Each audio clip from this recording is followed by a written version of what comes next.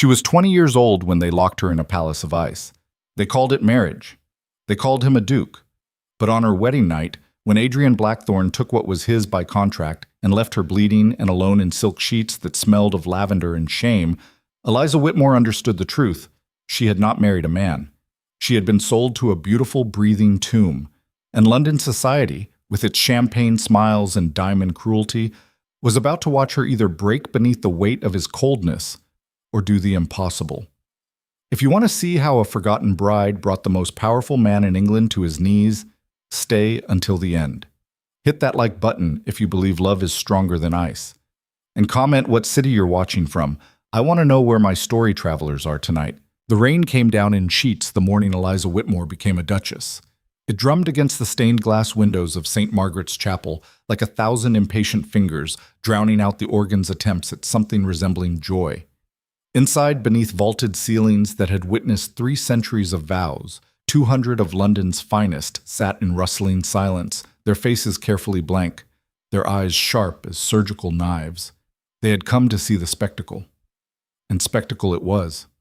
Lady Eliza Whitmore, 20 years old, honey-haired, with eyes the color of summer storms, stood at the altar in ivory silk that cost more than her father's annual income.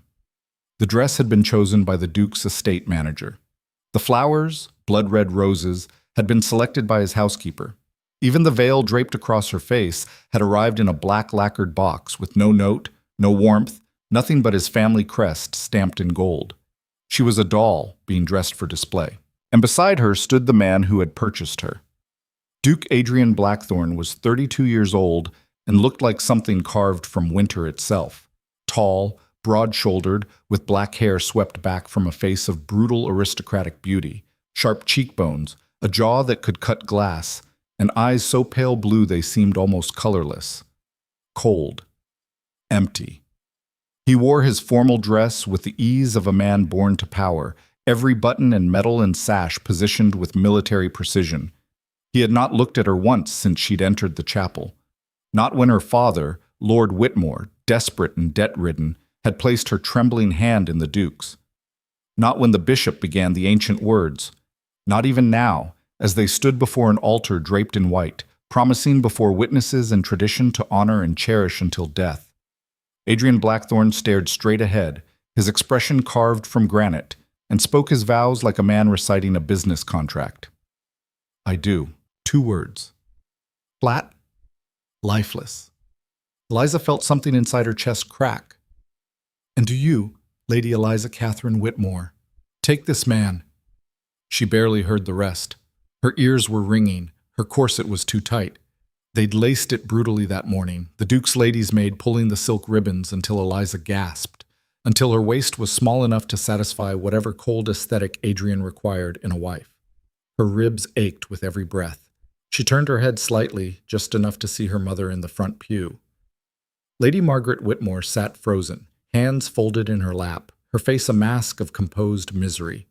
Beside her, Eliza's father kept his gaze firmly on the floor, unable or unwilling to meet his daughter's eyes. Behind them, her younger sister Clara pressed a handkerchief to her face, shoulders shaking. They were selling her. They all knew it. The Whitmore estate was drowning in debt, gambling losses, bad investments, the slow rot of old money meeting new expenses. And Adrian Blackthorne, Duke of Ashford, one of the wealthiest and most powerful men in England, had made an offer. Clear the debts, save the family name, restore the Whitmore legacy. In exchange, 1 daughter. Lady Eliza? The bishop's voice cut through her spiraling thoughts. The entire chapel was staring. She swallowed, lifted her chin. I do. The words tasted like ash. Adrian still didn't look at her. The bishop smiled, a practiced professional expression, and raised his hands. By the power vested in me by the church and the crown, I now pronounce you husband and wife. Your Grace, you may kiss your bride. For the first time, Adrian turned toward her. Eliza's breath caught. Up close, his eyes were worse than empty.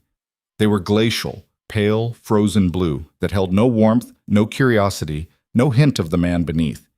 He studied her the way one might study a new horse, assessing, clinical, utterly detached. Then he leaned down. He was so tall she had to tilt her head back. and pressed his lips to hers. It lasted 3 seconds, cold, dry, mechanical. When he pulled away, there was nothing in his expression. No pleasure, no disgust, nothing. He turned back toward the aisle, extending his arm. "Come," he said quietly. It was the first word he'd spoken directly to her. Eliza placed her hand on his sleeve. The fabric was fine wool, expensive, perfectly tailored, and felt the steel cable tension in the muscles beneath. He began walking, his pace measured and precise, and she had no choice but to follow. The crowd rose like a wave. Applause rippled through the chapel. Polite, restrained, the kind of sound people make when they're performing approval rather than feeling it. Faces blurred past. Eliza caught fragments. Lady Thornbury's pitying smile, Lord Ashford's knowing smirk, the Duchess of Pembroke whispering behind her fan to her companion. Poor girl. Did you see his face? Just like the first wife. The first wife. Eliza knew the story. Everyone in London did. Adrian had been married before, 7 years ago, to Lady Catherine Hartley. Beautiful, accomplished, perfect in every way. The marriage had lasted 3 years before Catherine died of a fever. There had been no children, no scandal, just a young woman who withered away in the Duke's cold shadow. And then silence. For 4 years, Adrian Blackthorne had remained a widower, refusing every match, every introduction, every hopeful mother's attempt to secure him. He attended Parliament, managed his vast estates, appeared at the necessary balls and dinners, but always alone, always untouchable.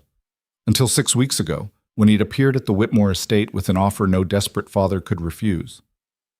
They stepped out into the rain. A black carriage waited, its door emblazoned with the Blackthorne crest, a raven clutching a thorned branch. A footman in crisp livery held the door open, eyes carefully averted. Adrian handed her inside without a word. The interior smelled of leather and cologne, something expensive and austere like cedar and stone. Eliza arranged her skirts on the velvet seat, her hand shaking slightly, and waited. Adrian climbed in and sat across from her. Not beside her. Across. The door closed. The carriage lurched into motion. Rain hammered against the roof. Eliza waited for him to speak. To say something, anything. Congratulations. Welcome. Even a cold acknowledgement that they were now legally bound. Instead, Adrian withdrew a small leather journal from his coat pocket, opened it, and began reading. She stared at him. He didn't look up. 5 minutes passed. 10. The silence was suffocating. Finally, Eliza couldn't bear it anymore. "Your Grace," Adrian, he said, without lifting his eyes from the page. "We are married. You will use my given name in private." His voice was low, refined, utterly devoid of warmth. "Adrian," she tried again, the name strange on her tongue. "I thought perhaps we might talk about the household arrangements, or Mrs. Halloway will instruct you on all household matters." He turned a page. "She has managed Blackthorne Manor for 15 years. You need only defer to her judgment." "I see." Eliza folded her hands in her lap. "And my duties as Duchess?" "Public appearances as required. Correspondence will be handled by my secretary. You will have your own apartments. I do not expect you to intrude on mine." Each word was a small, precise knife. "I understand," Eliza said quietly, though she didn't. Not really. "And will we? That is, do you wish for an heir?" Adrian closed the journal and finally looked at her. Those pale eyes pinned her in place. "Yes, that is the purpose of this arrangement. You will provide Blackthorne with an heir. Beyond that, I expect very little." A heat flooded Eliza's cheeks. I know what you meant." His gaze didn't waver. "We will fulfill our obligations. But do not mistake duty for anything else, Lady Eliza. This is a contract, nothing more."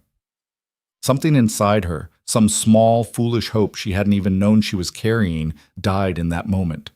She turned her face toward the rain-streaked window and said nothing. The carriage rolled on through London's grey streets, carrying them toward Blackthorne Manor and whatever cold future awaited there. The manor stood on the edge of Mayfair. a massive Georgian structure of pale stone and towering columns surrounded by walls and iron gates. It was beautiful in the way a mausoleum is beautiful, grand, imposing, utterly lifeless. The carriage swept through the gates and pulled to a stop before the main entrance. A line of servants stood waiting in the rain, perfectly arranged by rank. Eliza counted quickly, 24 at least. Footmen, maids, kitchen staff, groundskeepers, all watching. Adrian stepped out first and extended his hand. She took it. His grip was firm, impersonal, and descended onto wet gravel. An older woman in severe black came forward immediately, her gray hair pulled back in a tight bun, her expression professionally neutral. "Your Grace." She curtsied to Adrian, then turned to Eliza with a shallower dip. "My lady, I am Mrs. Halloway, head housekeeper." "A pleasure," Eliza managed. Mrs. Halloway's eyes were sharp, measuring. "Welcome to Blackthorne Manor. The staff are prepared to receive you." Adrian was already walking toward the entrance. "See that her things are properly arranged," he said over his shoulder to Mrs. Halloway. "I will be in my study. Do not disturb me." And he disappeared inside. Eliza stood in the rain, her wedding dress growing heavy with water, and felt 24 pairs of eyes on her. Mrs. Halloway cleared her throat delicately. "Shall we, my lady?" The interior of Blackthorne Manor was even colder than the outside. High ceilings, marble floors, walls lined with portraits of severe-faced ancestors who seemed to judge from their gilded frames. Everything was pristine, perfectly maintained, and utterly devoid of warmth. No flowers, no personal touches, nothing that suggested anyone actually lived here. Mrs. Halloway led her through a maze of corridors, speaking in a calm, efficient voice. "The Duke's apartments are in the east wing. Yours are in the west. You have a bedroom, sitting room, dressing room, and private study. Breakfast is served at 8, luncheon at 1, dinner at 7. The Duke prefers to dine alone unless there are guests." "Alone?" Eliza echoed. "Yes, my lady." Mrs. Halloway's tone betrayed nothing. "He takes his meals in his study or private dining room. You will have your meals in the smaller parlor or your own rooms, as you prefer. Separate meals, separate wings, separate lives." "I see," Eliza said faintly. They climbed a grand staircase, turned down another corridor, and finally stopped before a set of double doors. "Your apartments, my lady." Mrs. Halloway pushed the doors open. The rooms beyond were beautiful. Objectively, stunningly beautiful.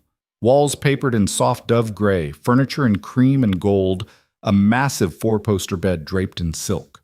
Windows overlooking the gardens, or what would be gardens, if they weren't currently buried under rain and winter-dead plants. "Your trunks will arrive shortly," Mrs. Halloway said. "Annie will be your lady's maid. She's young but well-trained. If you need anything, ring the bell." She gestured to a velvet pull cord by the fireplace. "Thank you, Mrs. Halloway." The housekeeper inclined her head and left, closing the doors behind her. Eliza stood in the center of her beautiful, empty rooms and felt the silence press down like a physical weight. She crossed to the window and looked out at the rain-soaked grounds. This was her life now. A gilded cage. A perfect prison. She pressed her palm against the cold glass and wondered how long it would take before she forgot what warmth felt like. That night, he came to her. Eliza had been dreading it. The wedding night, the duty, the inevitable consummation that would seal this cold contract. Annie had helped her change into a nightgown of white lace, brushed out her hair until it fell in soft waves down her back, and then disappeared with a sympathetic look that made Eliza want to scream. She sat on the edge of the enormous bed and waited. At midnight, she heard footsteps in the corridor. The door opened. Adrian stood in the doorway, still fully dressed except for his jacket. He'd loosened his cravat, unbuttoned his collar. In the dim candlelight, he looked even more severe, all hard lines and shadows. "You understand what is required," he said. Not a question. A statement. Eliza's throat was dry. "Yes." He crossed the room in 4 long strides, extinguished most of the candles with quick, efficient movements, leaving only one burning on the far dresser. Then he turned to her. I will be as gentle as circumstances allow, he said flatly. But this will not be pleasant for you. It never is, the first time. He said it like he was discussing the weather. Eliza felt tears burn behind her eyes, but refused to let them fall. She would not cry. She would not give him that. I understand, she whispered. Adrian studied her for a moment, his expression unreadable in the shadows. Then he reached for her. Afterward he left. No words, no comfort. He simply stood, dressed in silence, and walked out of her bedroom as if nothing had happened. The door closed with a soft click. Eliza lay very still in the tangled sheets, staring at the ceiling, feeling the ache between her thighs and the deeper, worse ache in her chest. She had expected coldness, she had braced for duty, but she hadn't expected this complete, absolute absence, as if she were an object, a task to be completed and filed away. The candle burned low. Outside, the rain continued to fall, and Eliza Blackthorne, Duchess of Ashford, 20 years old and alone in a palace of stone and silence, finally let the tears come. The days that followed were a study in isolation. Eliza woke each morning to find Annie already there, laying out clothes that had been selected by someone else, preparing a breakfast tray that she ate alone. Mrs. Halloway appeared promptly at 10 to review the day's schedule, which was always the same. No visitors, no outings, no duties that required her presence. The Duke is engaged with business, Mrs. Halloway would say. You are free to occupy yourself as you see fit, my lady. Free. What a bitter joke. Eliza wandered the manor like a ghost, exploring rooms that no one used, libraries full of books no one read, drawing rooms arranged in perfect stillness. The servants moved around her with quiet efficiency, polite and distant. None of them spoke unless spoken to. None of them met her eyes for long. She was the new Duchess, yes, but she was also a stranger in a house that had long ago learned to function without warmth. On the fourth day, she encountered Adrian in the main hallway. He was coming from his study, a stack of papers in hand, deep in conversation with his secretary, a thin, nervous man named Pemberton. And tell Lord Hastings I will not negotiate on the terms, Adrian was saying. If he cannot meet the timeline, we'll find another... He stopped abruptly. Eliza stood frozen at the top of the staircase, dressed in a pale blue morning gown, her hair pinned up simply. Adrian looked at her. For 3 seconds they stared at each other. Then he turned back to Pemberton. Have the contracts ready by Friday? Yes, Your Grace. Adrian continued down the hall without another glance. Eliza stood there, humiliation burning in her chest, until they disappeared around the corner. She was nothing to him, less than nothing, a duty fulfilled and forgotten. But Eliza Whitmore, Eliza Blackthorne now, had not survived 20 years in a world designed to break women by being fragile. That night, alone in her sitting room with a cold dinner growing colder on the tray, she made a decision. She could not change Adrian. She could not force him to see her, to acknowledge her, to care, but she could refuse to disappear. She would not become another ghost in this frozen house. If Adrian Blackthorne wanted to bury her in silence, he would find that she was not so easily buried. She would take this cold, empty manor and breathe life into it, whether he wanted her to or not, and she would start tomorrow. The next morning, Eliza summoned Mrs. Halloway to her sitting room. The housekeeper arrived promptly, her expression mildly curious. You sent for me, my lady? I did. Eliza gestured to the chair across from her. Please, sit. Mrs. Halloway's eyebrows rose fractionally. An invitation to sit was unusual, but she obeyed. Eliza folded her hands in her lap and met the older woman's gaze directly. I would like to review the household accounts, she said calmly, and the staffing schedules. I'd also like a complete inventory of the kitchens, the linens, and the condition of the gardens. Mrs. Halloway blinked. My lady, I assure you, everything is in perfect order. The Duke has never found cause for complaint. I'm sure he hasn't, Eliza said, but I am not the Duke. I am the Duchess. And this is my household now, as much as his. I would like to understand how it functions. A long pause. Mrs. Halloway's sharp eyes studied her, really studied her, perhaps for the first time. Of course, my lady, she said slowly. I will have the ledgers brought to you this afternoon. Thank you. Eliza smiled, though her heart was pounding. One more thing. The gardens. Who manages them? Old Thomas, my lady. He's been the head gardener for 30 years. I'd like to speak with him tomorrow morning, 9 o'clock, in the conservatory. Mrs. Halloway hesitated. The conservatory has been closed for several years, my lady, since the late Duchess. Then it's time it was opened, Eliza said firmly. Another pause. Then, slowly, Mrs. Halloway inclined her head. As you wish, Your Grace. It was the first time anyone had called her that, with something other than empty formality. It was a start. Quote, Old Thomas turned out to be a weather-beaten man of 60 with soil-stained hands and skeptical eyes. He stood in the conservatory, a beautiful glass structure that had been allowed to fall into neglect, filled with dead plants and dusty benches, and looked at Eliza like she'd asked him to build a castle out of clouds. You want to restore the gardens, my lady? All of them, Eliza said. The rose garden, the herb garden, the orchards, everything. Begging your pardon, my lady, but that's a massive undertaking. We're talking months of work, significant expense. I'm aware. And he hesitated, glancing toward the manor. His Grace doesn't care for changes. His Grace, Eliza said quietly, is welcome to object if he notices. Thomas's weathered face cracked into something that might have been a smile. Right then, he said. When do we start? Today. Over the following weeks, Eliza threw herself into the project with an intensity that surprised even her. She worked alongside Thomas and his small crew, her fine dresses replaced with simple cotton, her hands learning the feel of soil and pruning shears. She dragged Annie outside to help clear dead brambles. She charmed the kitchen staff into providing lemonade for the workers. She spent hours in the conservatory, nursing sickly plants back to health. Slowly, impossibly, the grounds began to transform. The rose garden, overgrown and choked with weeds, was cleared and replanted. The herb garden was reorganized. The fountain in the center courtyard, silent for years, was repaired and set flowing again. And something else happened. The servants began to change. At first they watched her warily, the strange young duchess who dirtied her hands and smiled at them and asked their names. But gradually, carefully, they began to warm. Annie started chattering during morning preparations. The kitchen maid saved her the best pastries.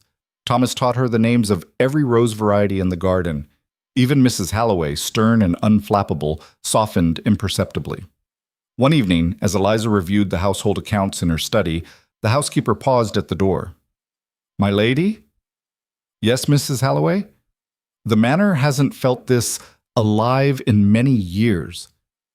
A small, sad smile touched her lips. It's good. What you're doing. Then she was gone. Eliza sat very still, a lump in her throat. She was building something here. Not a marriage. Adrian remained as distant as ever, disappearing into his study or leaving for his other estates without a word. But she was building a life, a purpose. She was refusing to be invisible.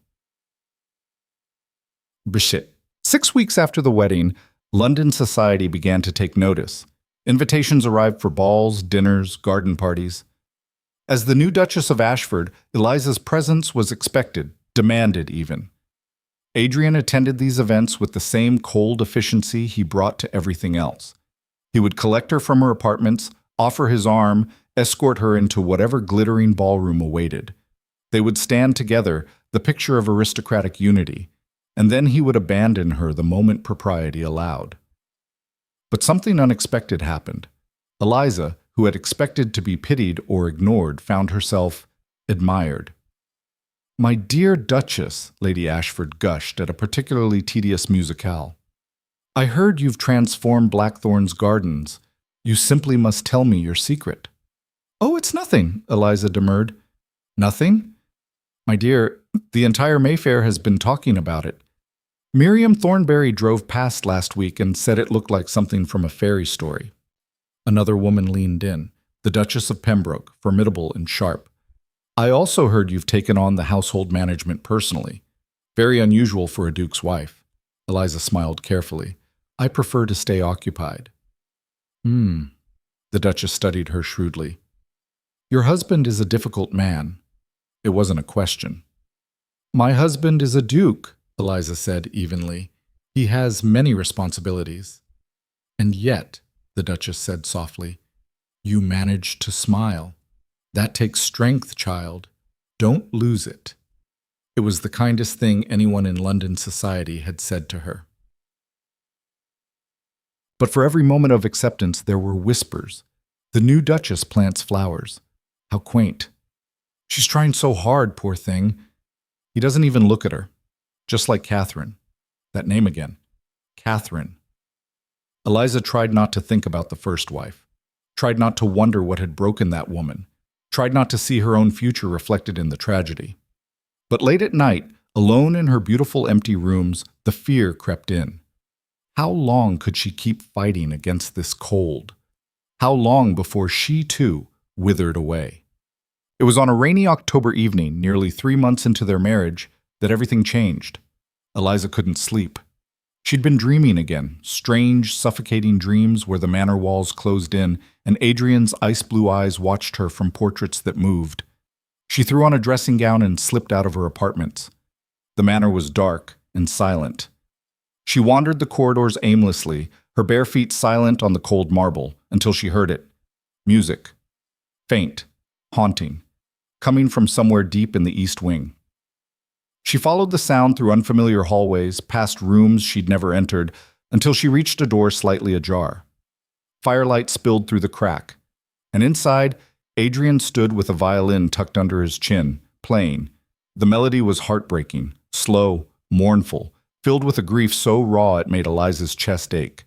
His eyes were closed, his face transformed. For the first time since she'd met him, the cold mask was gone. He looked utterly, devastatingly human. She must have made a sound, a gasp, a breath, because his eyes snapped open. The music stopped. What are you doing here? His voice was sharp, cold, the mask slamming back into place. I heard music. I didn't mean to intrude. This wing is private. He lowered the violin, his jaw tight. You should not be here. I'm sorry. But she didn't move. Couldn't.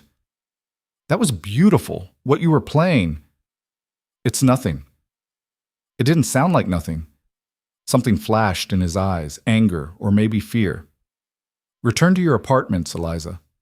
Adrian, do not, he said, his voice dropping to something dangerous. Question me. Go. She flinched. Then, drawing herself up, she met his gaze squarely. No. Silence. Adrian stared at her as if she'd slapped him. What did you say? I said no. Her voice shook, but she held firm. I won't pretend I didn't hear that. I won't pretend you don't have feelings, Adrian.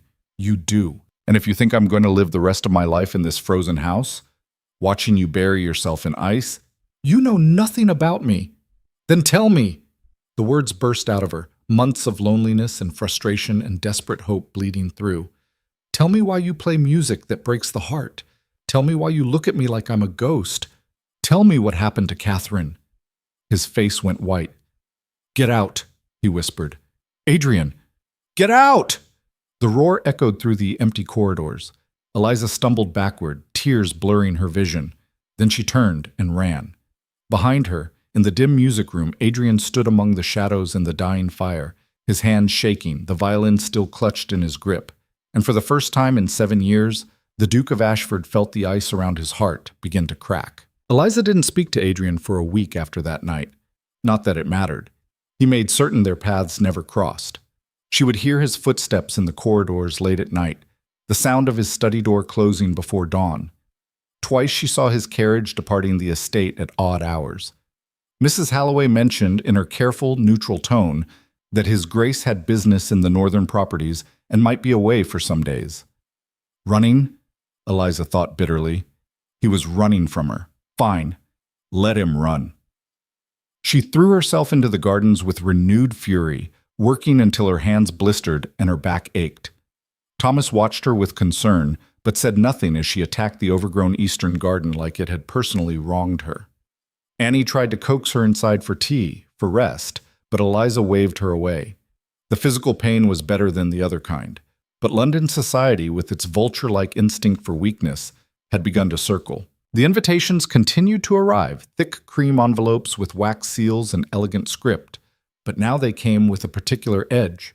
Garden parties where women would smile sweetly and ask about dear Adrian's health. Dinners where older matrons would pat her hand and murmur about patience in marriage. A musicale where Lady Pemberton had cornered her by the refreshment table and said, with devastating kindness, "My dear, you mustn't take his coldness personally. Some men simply aren't capable of warmth. Better to accept it now than break yourself trying." Eliza had smiled until her face hurt and excused herself to the retiring room, where she'd pressed her forehead against the cool mirror and fought the urge to scream. They pitied her. Worse, they expected her to fail, expected her to become another Catherine, another tragic duchess who faded into the wallpaper of Blackthorne Manor. She returned to the ballroom with her head high and her smile fixed, and danced with every gentleman who asked, laughed at every insipid joke, played the role of the perfectly content duchess. But inside, something was hardening. She would not fade. She would not disappear. If Adrian Blackthorne wanted a ghost for a wife, he had chosen the wrong woman. The real war began 3 days later, at the Ashford Ball. The Duke and Duchess of Ashford were expected to host the season's opening ball, a glittering affair that would set the tone for the entire winter social calendar. It was tradition, Mrs. Halloway explained. The late Duchess Catherine had always managed it beautifully. Of course she had. Eliza stood in the grand ballroom of Blackthorne Manor, watching an army of servants transform the space under Mrs. Halloway's direction. Crystal chandeliers were lowered and cleaned until they blazed. The marble floors were polished to mirrors. Flowers, thousands of them, imported from the continent at crushing expense, were arranged in massive displays. "The guest list is prepared," Mrs. Halloway said, handing Eliza a leather-bound book. 300 names, all the finest families. Eliza flipped through the pages, her stomach churning. She recognized most of the names, the same faces who had watched her wedding with pity, who whispered about her at parties, who smiled to her face and sharpened their knives behind her back. "And the Duke?" she asked quietly. "Will he be in attendance?" Mrs. Halloway's expression flickered. "His Grace returned from the Northern Estates this morning. He is aware of the event," which meant he'd locked himself in his study and would likely make a brief, cold appearance before disappearing again. Eliza closed the book with more force than necessary. "Mrs. Halloway, I'd like to make some changes to the arrangements." The housekeeper went very still. "Changes, my lady?" "Yes." Eliza's mind was racing, a reckless plan taking shape. "The menu, I want it revised, something warmer, more intimate. And the music. I want a full orchestra, not just a quartet. Dancing, real dancing, not just polite waltzing." "My lady, the previous arrangements were quite—" "The previous duchess is dead," Eliza said, and immediately regretted the sharpness in her voice. She softened. "Forgive me, but I am not Catherine, and this ball will reflect that." Mrs. Halloway studied her for a long moment. "The Duke may object." "Then he can tell me himself." Eliza met her gaze steadily. "I am still the Duchess of Ashford. This is still my household, and I will not hide in her shadow any longer." Silence stretched between them. Then, slowly, Mrs. Halloway inclined her head. "As you wish, Your Grace." Over the next 48 hours, Eliza transformed the ball preparations into something that would have made her mother faint with either pride or horror. She wasn't sure which. She scrapped the formal French menu in favor of a feast that felt like harvest celebration.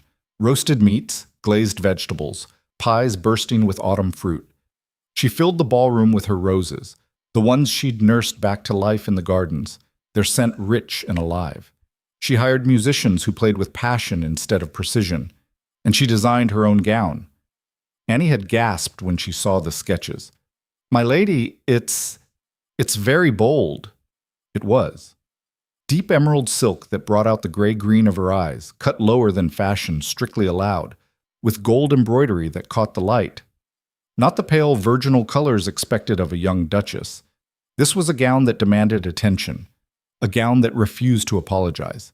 The night of the ball, Eliza stood in front of her mirror while Annie fastened the last buttons and barely recognized herself. She looked like a woman going to war. Perfect. The guests began arriving at 8. Eliza stood at the top of the grand staircase, alone.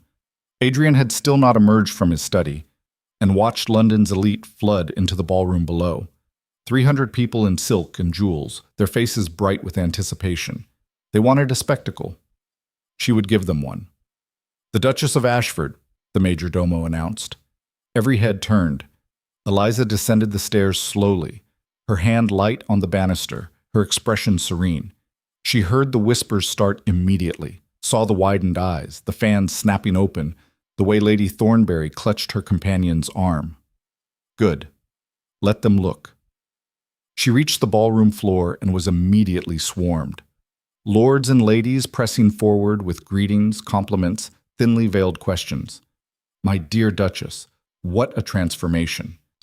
The flowers are exquisite. Are these from your gardens? Where is the Duke this evening?" Eliza smiled and deflected and danced around the questions with a grace she hadn't known she possessed. Yes, the roses were from the estate.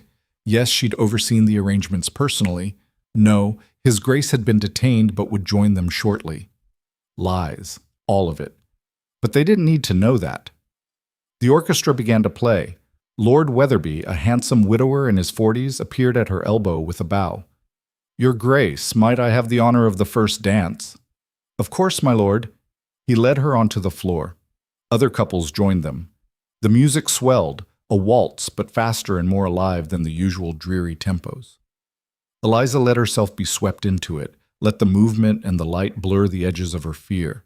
She was dancing, laughing, being seen. For 3 dances, she almost forgot the cold. And then Adrian appeared. She didn't see him enter, didn't hear any announcement, but she felt it. A shift in the air, a sudden hush that rippled through the ballroom like wind through wheat. Eliza turned. He stood at the entrance in full formal dress, black and silver, his face carved from ice. Those pale eyes swept the room, took in the flowers, the music, the dancers, and found her. Their gazes locked. Lord Wetherby, who had been partnering her in a lively contredanse, cleared his throat nervously. "Your Grace, perhaps—" But Adrian was already moving. He crossed the ballroom floor in long, measured strides. The crowd parted before him like water. When he reached Eliza, he didn't smile, didn't acknowledge Wetherby or anyone else. "We need to speak," he said quietly. "Now." It wasn't a request. Eliza's pulse hammered, but she kept her voice light, pleasant. "I'm in the middle of a dance, husband." "The dance is finished." He extended his hand. "Come with me." Every eye in the ballroom was watching. Eliza could refuse, could make a scene, embarrass him, assert her independence in front of 300 witnesses. But she saw something in his face, not just anger, something darker, desperate. She placed her hand in his. His fingers closed around hers like a vice. He led her out of the ballroom, through the corridors, past gawking servants, until they reached his study. He pulled her inside and shut the door with a sharp crack. Then he turned on her. "What in hell do you think you're doing?" Eliza lifted her chin. "I'm hosting a ball, as is expected of the Duchess of Ashford." "That is not a ball. That's a carnival." He gestured sharply toward the door. "You've turned my home into a spectacle." "Your home?" The words came out sharper than she intended. "I was under the impression it was our home, or have I misunderstood the nature of marriage?" "Don't." His voice dropped to something dangerous. "Don't play games with me, Eliza." "I'm not playing anything." Her own anger flared, hot and bright. "I'm trying to live in this frozen tomb you call a house. I'm trying to build something here, a life, a purpose, anything other than sitting alone in my rooms waiting for you to acknowledge I exist." "I never asked you to do any of this." "No, you made it very clear what you expected. A silent, obedient wife who would provide an heir and then disappear into the wallpaper. But I am not her, Adrian. I am not Catherine." His face went white. "You know nothing about Catherine." "Then tell me," she was shouting now, months of frustration pouring out. "Tell me what happened to her. Tell me why you've turned yourself into stone. Tell me why you play that heartbreaking music in the dark and then pretend you feel nothing." Because feeling is weakness. The words exploded out of him. Because love destroys. Because every person I have ever cared for has either been destroyed or has destroyed themselves. And I cannot. He stopped abruptly, breathing hard. Eliza stared at him. For the first time, she saw past the ice, saw the raw, bleeding wound beneath. Adrian, she said softly. What happened to you? He turned away, bracing his hands on the desk, his shoulders rigid. Leave it alone, Eliza. I can't. You must. Why? She took a step closer. Why must I accept this half-life? Why must I pretend that we're anything other than two strangers living in the same house? Why can't you just... Because if I let you in, you will break me. He spun around, and his face was terrible, raw and desperate and terrified. Do you understand that? You will break me, and I will destroy you in return, and this cold, empty marriage will turn into something far worse. Better to keep the distance. Better to keep the ice. It's safer for both of us. Eliza's heart was pounding so hard she thought it might shatter her ribs. I don't want safety, she whispered. I want a life. You can't have both. Then I'll take the risk. Adrian laughed, a harsh, broken sound. You have no idea what you're asking. Then show me. She closed the distance between them, close enough to see the fine lines around his eyes, the faint scar on his jaw. Show me what you're so afraid of. Let me decide if it's worth the risk. For 3 heartbeats, he just stared at her. Then he reached up, slowly, and cupped her face in his hands. His touch was shaking. You are the bravest and most foolish woman I have ever met, he said roughly, and then he kissed her. Not like the cold, mechanical press of lips on their wedding day. This was heat and desperation, and something that tasted like drowning. His hands tangled in her hair, destroying Annie's careful work. Eliza gasped against his mouth, and he swallowed the sound, pulling her closer, kissing her like he was trying to consume her fear along with his own. When they finally broke apart, both breathing hard, Adrian pressed his forehead against hers. This is a mistake, he whispered. Probably. You'll regret it. Maybe. She curled her fingers into his coat. But I'd regret the alternative more. He pulled back just far enough to look at her. In the dim light of the study, his eyes weren't cold anymore. They were burning. There are 300 people in our ballroom, he said. I know. They're expecting us to return. I know that too. A long pause. Then Adrian's mouth curved into something that might have been a smile, small, reluctant, but real. Then we should probably stop giving them something to gossip about. Probably. But neither of them moved. Outside the study, faint music drifted through the corridors. The ball was continuing without them. London society was likely already spinning wild stories about the Duke and Duchess disappearing together. Let them talk, Eliza thought. Let them whisper and speculate and judge.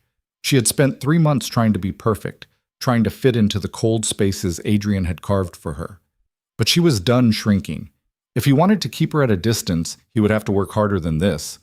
And if she was going to break through his armor, she needed to be willing to risk everything. Adrian, she said quietly, come back to the ball with me. He tensed. Eliza, please. She held his gaze. Just one dance in front of everyone. Show them that I'm not invisible, that we're not just a contract. They'll read too much into it. Good. She managed a small smile. Let them. For a long moment he said nothing. Then slowly he extended his hand. One dance, he said. Eliza took his hand. Together they returned to the ballroom. The effect was immediate. Conversation stopped mid-sentence. Heads turned. 300 pairs of eyes tracked them as they entered. The Duke and Duchess, her hair slightly disheveled, his cravat askew, both of them flushed and breathless. The orchestra, which had been playing a minuet, faltered and stopped. Adrian didn't seem to notice. He led Eliza to the center of the floor, turned to face her, and nodded to the conductor. A waltz, he said clearly. Something slow. The music began.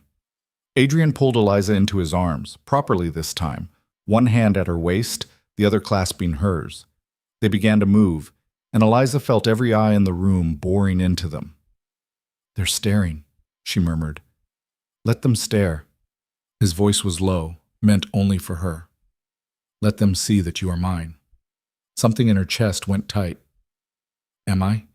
She asked softly. Yours? His hand tightened at her waist. Yes, he said, and I am terrified of what that means.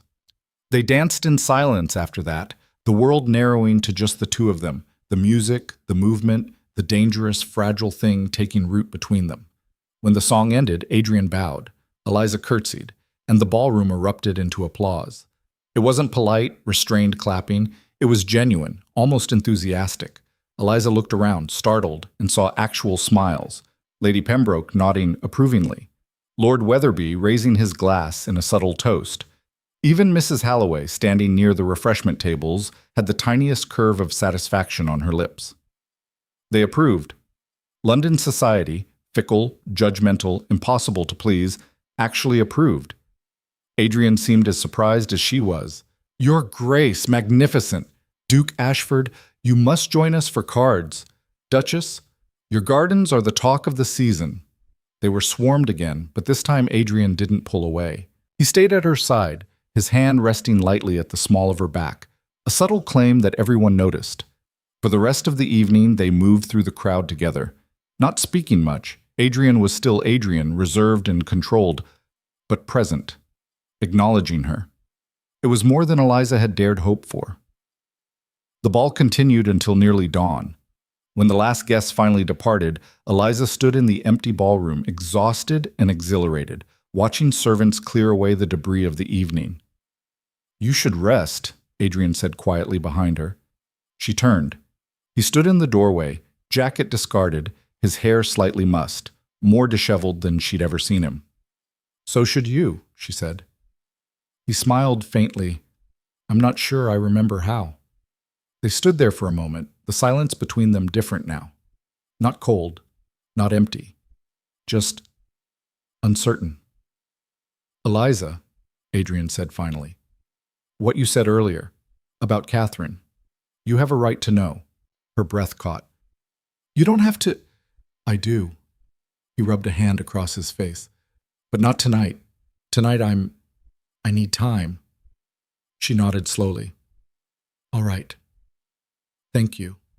He hesitated, then added softly, for the ball, for everything. You were remarkable tonight. It was the kindest thing he'd ever said to her. Eliza felt tears prick her eyes, but refused to let them fall. Good night, Adrian. Good night.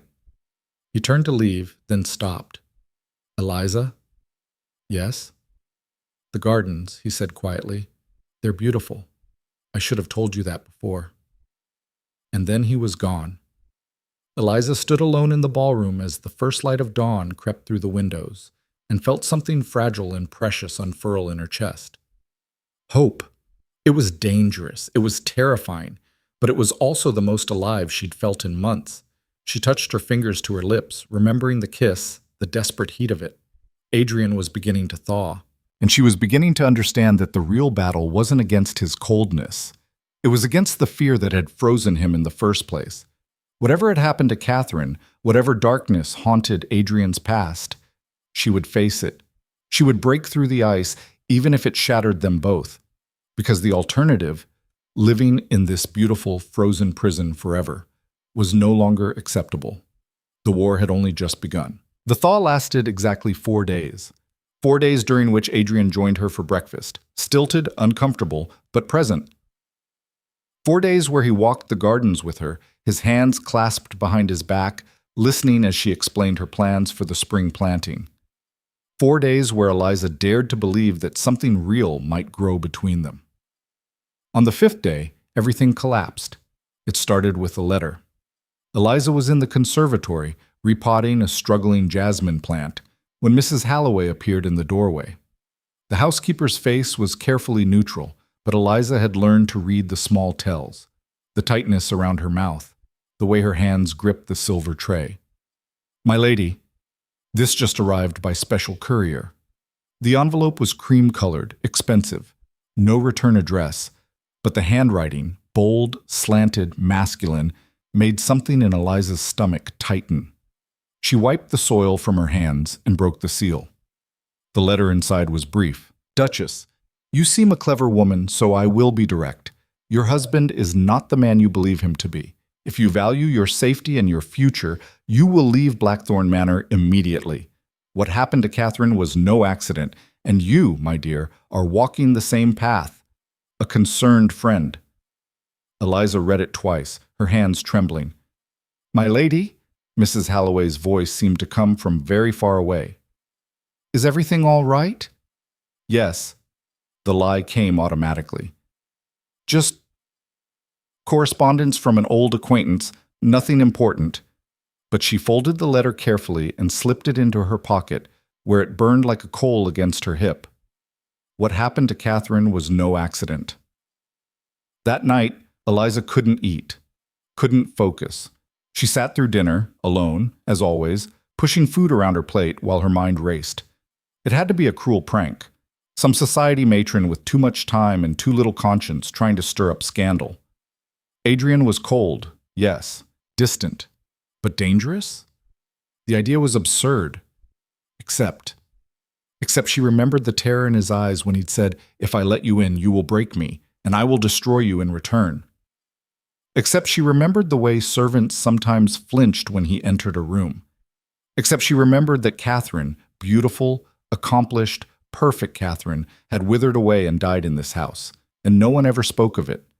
Eliza pushed her plate away and stood abruptly. She needed answers.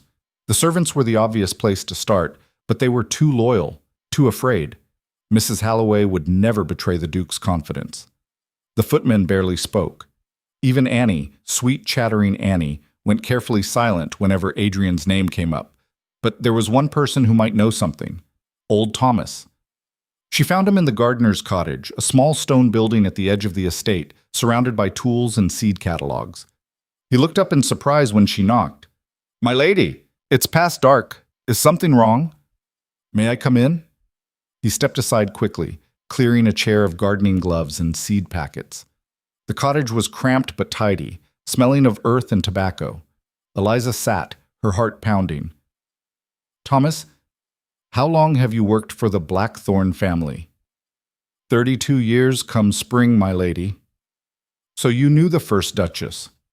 Catherine. His weathered face shuddered immediately. I knew her. What was she like? A long pause. Thomas poked at the fire in the small hearth, not meeting her eyes. She was a lovely woman, kind, gentle. And her marriage to the Duke? Not my place to speak on such things, my lady. Thomas, please. Eliza leaned forward. I need to understand. I received a letter today, an anonymous letter, suggesting that Catherine's death wasn't natural. The poker clattered against the hearth. Thomas's face had gone pale. Who sent you such filth? I don't know. That's why I'm asking you. She pulled the letter from her pocket and held it out. Is there any truth to it? He stared at the paper like it was a snake. Then, slowly, he sat down heavily on a wooden stool. Lady Catherine didn't die of fever, he said quietly. That's what they told society, but she took her own life, my lady.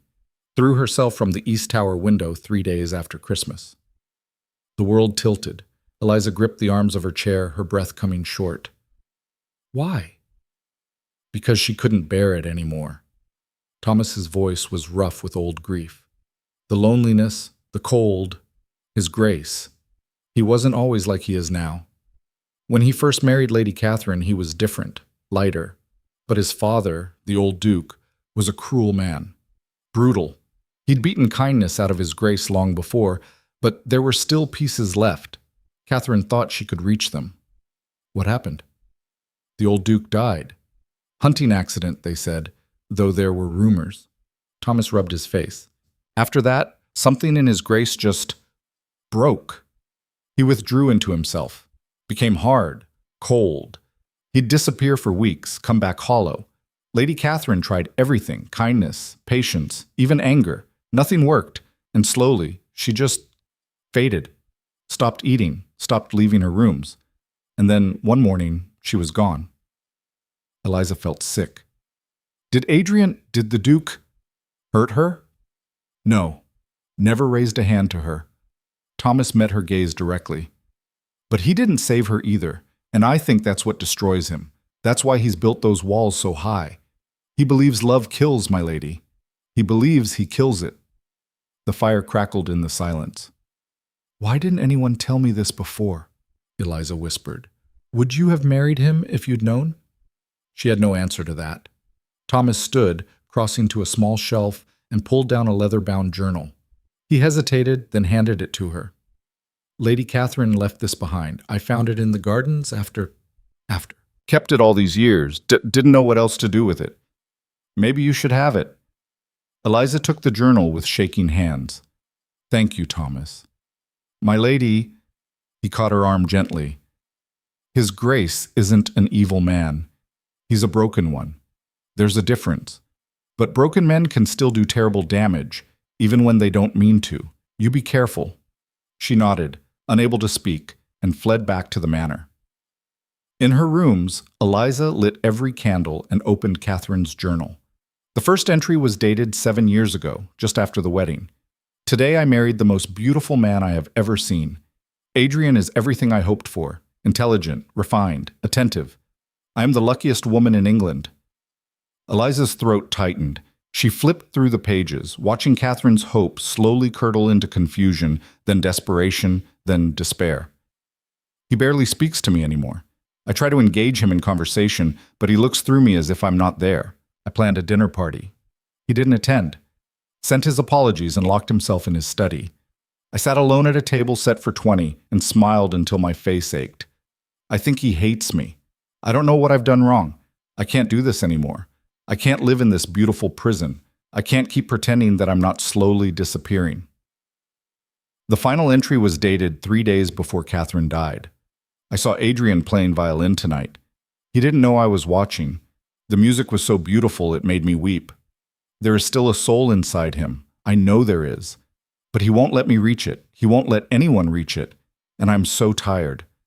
So very tired of fighting a battle I cannot win. If you're reading this, whoever you are, know that I tried. I tried so hard. But some men are too broken to save, and some women are too weak to survive the breaking. I hope you are stronger than I was. Eliza closed the journal and sat in the dark, tears streaming down her face. She understood now. Understood the terror in Adrian's eyes. Understood why he'd warned her away. Understood that he genuinely believed that loving him was a death sentence. And the worst part, the absolutely devastating part, was that he wasn't entirely wrong. Catherine had loved him, had fought for him, and it had destroyed her. Eliza could walk the same path, or she could leave. The anonymous letter was right about one thing. She was in danger here, not from Adrian's hands, but from his heart, from the cold, crushing weight of loving a man who refused to be loved.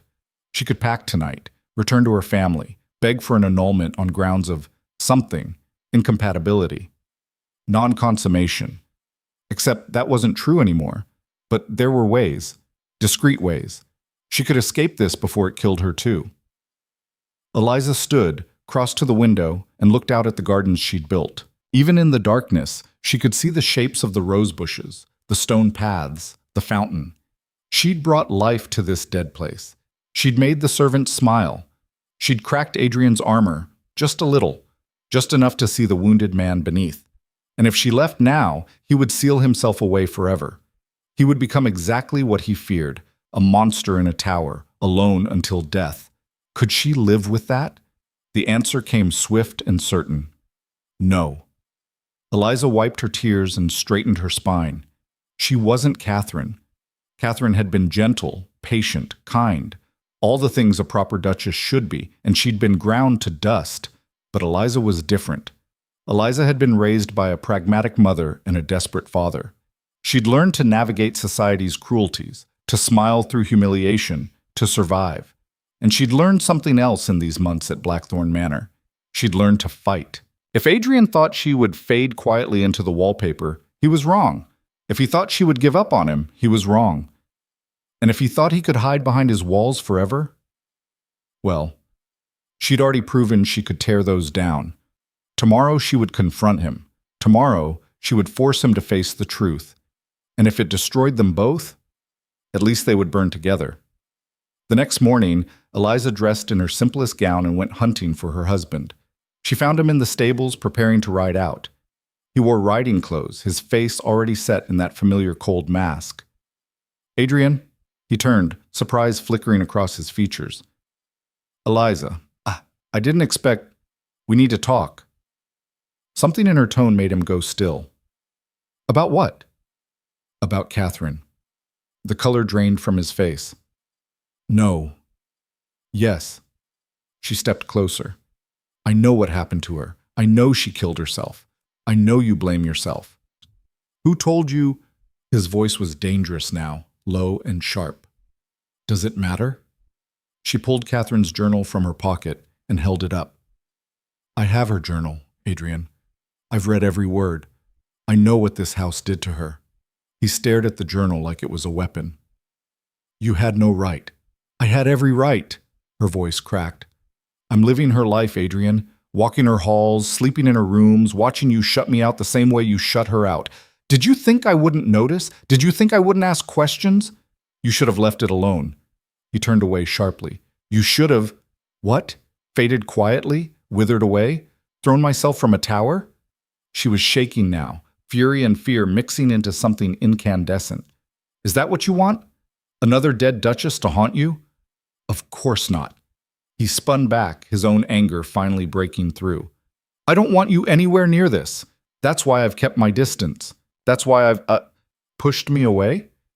Treated me like I don't exist? Eliza laughed bitterly. Congratulations, husband. You're halfway there. You don't understand? Then make me understand. She closed the distance between them, refusing to let him retreat. Tell me about your father. Tell me about Catherine. Tell me why you're so convinced that love destroys everything it touches. Because it does! The words exploded out of him. Because I watched my father beat my mother until she was a shell. Because I watched Catherine wither under my coldness. Because every person I have ever cared for has been destroyed by it, by me. You didn't kill them, Eliza said fiercely. I might as well have. His voice broke. My mother died when I was 12. Heart failure, the doctors said. But it was him, my father. Years of cruelty and violence broke her, and I was too young, too weak to stop it. I couldn't protect her. You were a child. I was her son. His hands were shaking.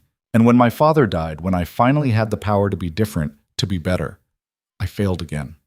I became cold and cruel in different ways. I thought if I controlled everything, if I kept everyone at a distance, I could prevent the damage. But all I did was create a different kind of prison. Eliza's heart was breaking. And Catherine? Catherine deserved better than me. Adrian's voice was hollow now. She was kind and gentle and everything a duchess should be. And I destroyed that kindness day by day, year by year, until there was nothing left. When they told me she jumped, he stopped, his face twisting. I wasn't even surprised. I'd been waiting for it, waiting for proof that I was exactly like him. You're not your father, Eliza said quietly. How do you know? He looked at her with desperate, red-rimmed eyes. How can you possibly know that? Because I've seen you play violin in the dark. I've watched you in the gardens, looking at the roses like they pain you. I felt you shake when you touch me. She reached up, cupping his face in her hands. Your father was cruel by choice. You're cruel by fear. There's a difference. It doesn't matter. It matters to me. Her voice was steady now, certain. And I am not leaving you, Adrian. I am not Catherine. I won't fade quietly. I won't let you push me away. And I sure as hell won't throw myself from a tower to prove a point. He stared at her, his breath coming hard. You should leave, he whispered, before it's too late. It's already too late. She smiled, sad and fierce. I'm staying, and you're going to have to learn to live with that. For a long moment, they stood there in the stable, dust motes dancing in the morning light, the smell of hay and horses surrounding them. Then Adrian made a sound, half laugh, half sob, and pulled her against his chest. You're going to regret this, he said into her hair. Probably. Eliza wrapped her arms around him and held on tight, but I'd regret the alternative more. They stayed like that for a long time. two broken people clinging to each other in the ruins of too many failed attempts at love. And for the first time since his mother died, Adrian Blackthorne let himself cry. But London society, with its infinite capacity for cruelty, was not finished with them yet. 3 days after Eliza's confrontation in the stables, the scandal broke. It started with whispers at a garden party. Lady Thornbury mentioning to the Duchess of Pembroke that she'd heard the most distressing rumor, the Duchess passing it along to Lord Weatherby. Lord Weatherby mentioning it to his sister telling everyone at the opera. By the end of the week, all of London knew. The new Duchess of Ashford had been seen reading the late Catherine's private journal, had been asking servants questions about the first Duchess's death, had been spreading rumors that the Duke was dangerous, violent even. Never mind that none of it was true. Never mind that Eliza had asked discreet questions and kept Catherine's journal private. The story grew in the telling, as stories always do. By the time it reached Eliza's ears, courtesy of a concerned note from her sister Clara, she was supposedly claiming that Adrian had murdered Catherine, that he was planning to murder her next, that she was being held prisoner in Blackthorne Manor against her will. "This is insane," Eliza said, pacing her sitting room while Adrian read Clara's letter with an increasingly dark expression. "I never said any of this. I never even implied—" "It doesn't matter what you said." Adrian's voice was flat. "Society has decided on a narrative, and that narrative is far more interesting than the truth. So what do we do?" "Nothing." He set the letter down. "We ignore it. It will pass." "Adrian, they're calling you a murderer. They've called me worse." He stood, his face shuddered again. "This is exactly what I warned you about. This is what happens when you dig into the past. When you try to—" "Don't you dare blame me for this." Eliza's voice was steel. "I asked questions about your dead wife because I needed to understand why my husband treated me like a ghost. That's not unreasonable." "I never said it was." "Then stop looking at me like I've betrayed you." They stared at each other, the fragile peace they'd built already fracturing under pressure. A knock at the door interrupted them. Mrs. Halloway entered, her face grave. "Your Graces, Lord and Lady Whitmore are here to see you." Eliza's stomach dropped.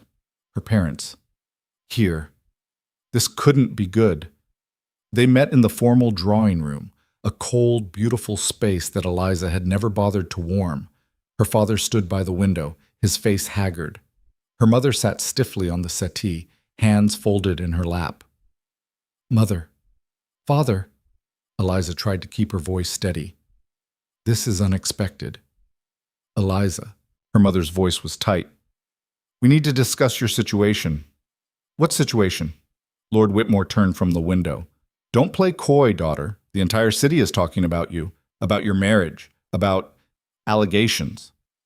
"Allegations that are completely false," Eliza said firmly. "Are they?" Her mother's eyes were sharp. "You're reading dead women's diaries, interrogating servants, spreading rumors about your own husband." "I did no such thing." "It doesn't matter what you did." Her father's voice was weary. "It matters what people believe. And right now, people believe you're either a victim or a madwoman. Either way, it reflects poorly on this family." Eliza felt something cold settle in her chest. "So you're here to— what? Scold me into silence?" "We're here to offer you a way out." Her mother stood, crossing to her. "Darling, no one would blame you for leaving this marriage. It was arranged hastily, under unfortunate circumstances. If you truly are unhappy, if you truly feel unsafe, we can petition for an annulment." "I don't want an annulment." "Eliza—" "I said no." She stepped back from her mother's reaching hand. "I know what this is really about. You're worried the scandal will ruin Clara's prospects. You're worried society will stop inviting you to parties. You don't actually care about my happiness or safety. You care about your reputation." Her father flinched. "That's not fair." "Isn't it?" Eliza laughed bitterly. "You sold me to save yourselves from debt. Now you want me to leave to save yourselves from scandal. When exactly do my wishes factor into any of this?" "Your wishes?" Her mother's voice rose. "Your wishes have brought shame on this family. Do you have any idea what people are saying? That you're unstable, that you're making wild accusations, that the Duke should have you committed—" "That's enough." Adrian's voice cut through the room like a blade. He stood in the doorway, his face carved from ice, radiating the kind of cold fury that made servants scatter and lords step back. Lord Whitmore. Lady Whitmore. He didn't raise his voice, but somehow it filled the space. Your concern for your daughter is noted, but this is my household, and she is my wife. Her decisions and her reputation are my concern, not yours.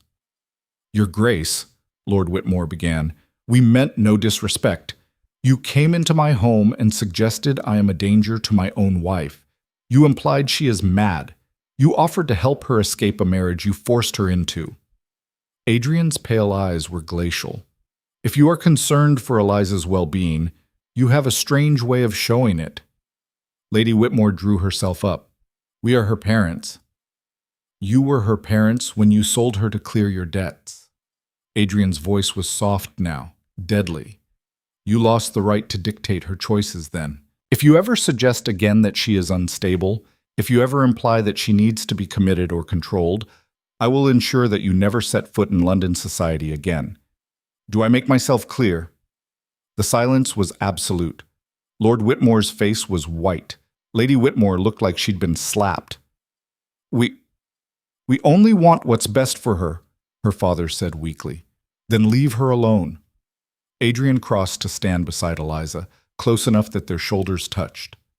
She is stronger and braver than either of you will ever understand, and she deserves better than parents who see her as a problem to be solved. Eliza's throat was tight. Her mother and father exchanged a look. Then, without another word, they turned and left. The door closed behind them with a soft click. Eliza stood frozen, her heart pounding, unable to process what had just happened. Adrian had defended her, not just defended, eviscerated her parents on her behalf. Adrian, I meant every word, he said quietly, still staring at the door. They had no right to speak to you that way. They're my parents. That doesn't give them the right to hurt you. He finally looked at her, and his expression was raw. I have done enough of that myself. I won't stand by and watch others do the same. Eliza felt tears burn behind her eyes. Thank you, she whispered.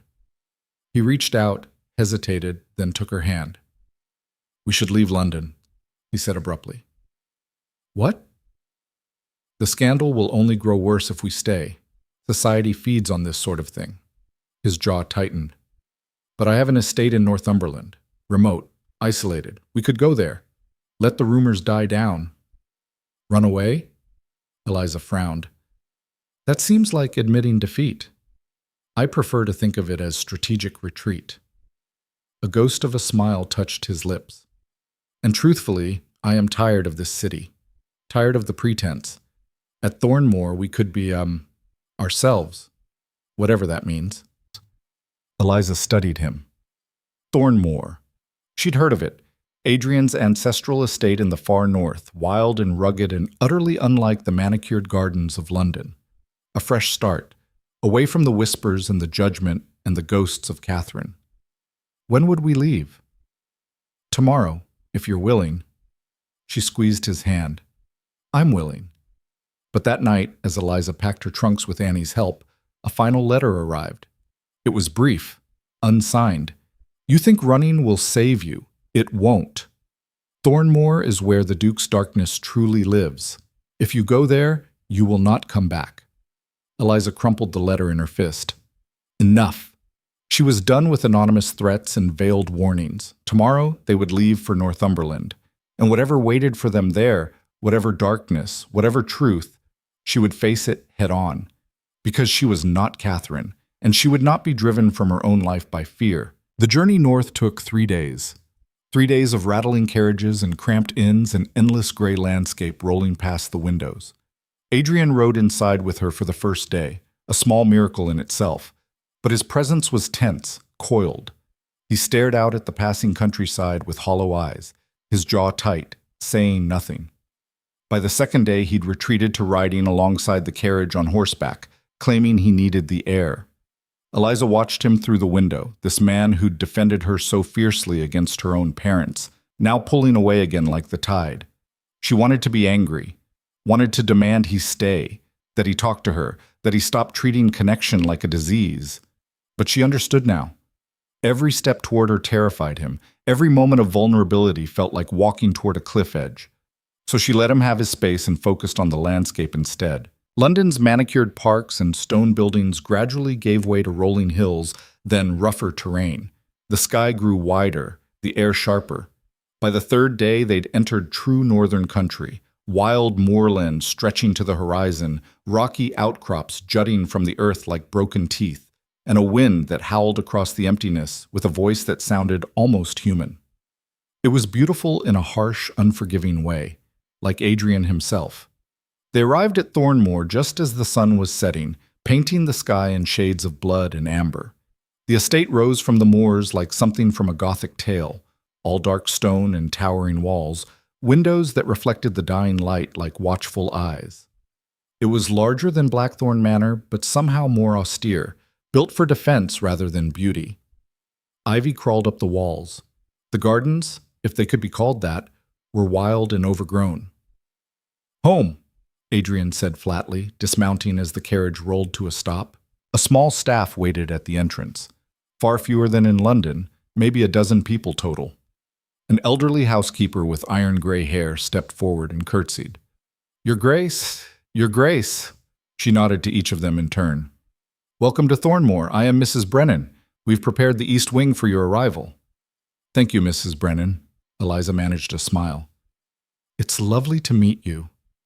The woman's weathered face softened slightly. "And you, my lady. It's been many years since Thornmoor had a duchess. We're pleased to have you." Adrian said nothing, already striding toward the entrance. Eliza followed him inside. The interior was even more severe than the outside. Stone floors, dark wood paneling, tapestries so old they'd faded to ghosts of their former colors. Everything felt ancient, weighted with history and silence.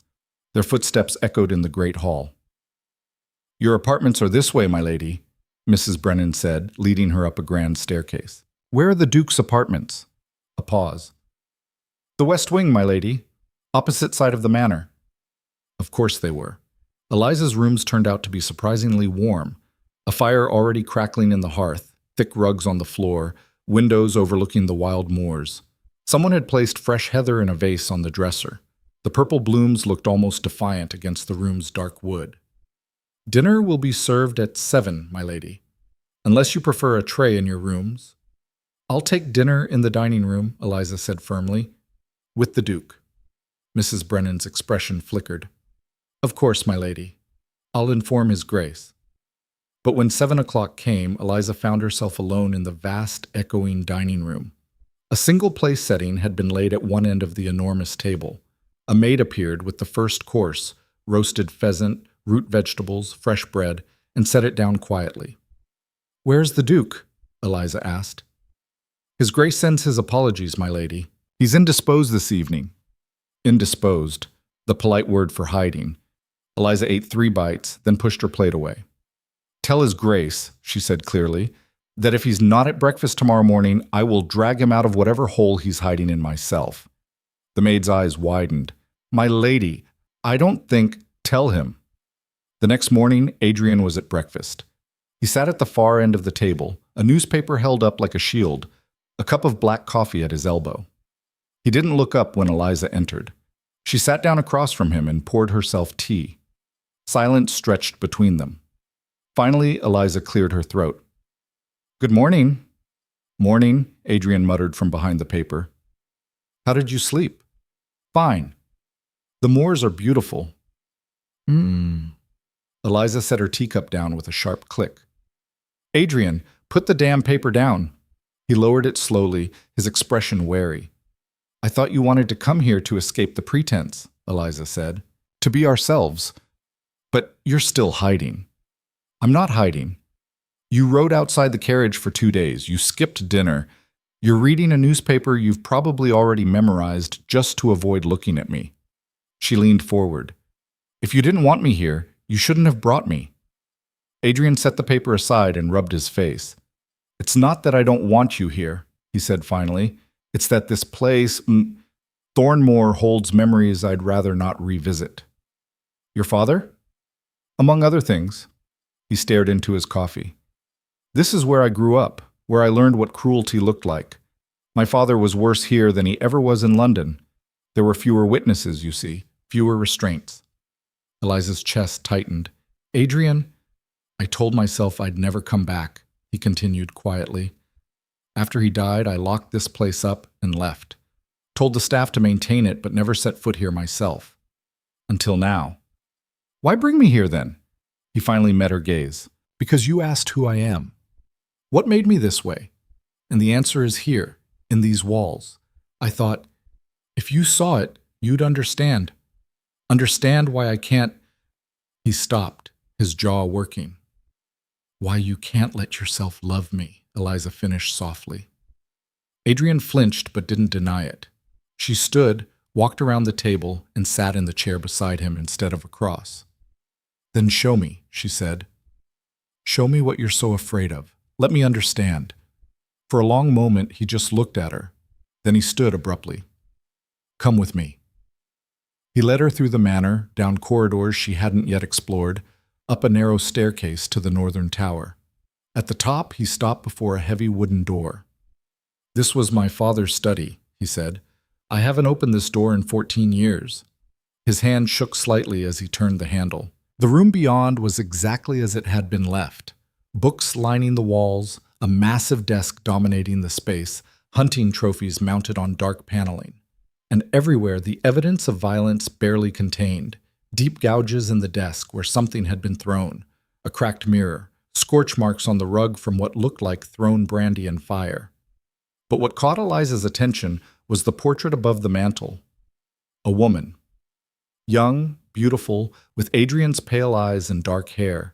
She wore a blue dress and a tentative smile that didn't quite reach those haunted eyes. Your mother, Eliza whispered. Yes. Adrian stared up at the portrait. Eleanor Blackthorne. She was 17 when she married my father, 29 when she died. 12 years of hell condensed into a life. Adrian, I'm so sorry. He broke her slowly, Adrian continued, his voice flat. Not all at once. That would have been kinder. Little humiliations, public criticisms, private rages. He'd throw things, destroy her belongings, lock her in rooms. Never quite enough to leave marks that society would see. Just enough to make her afraid.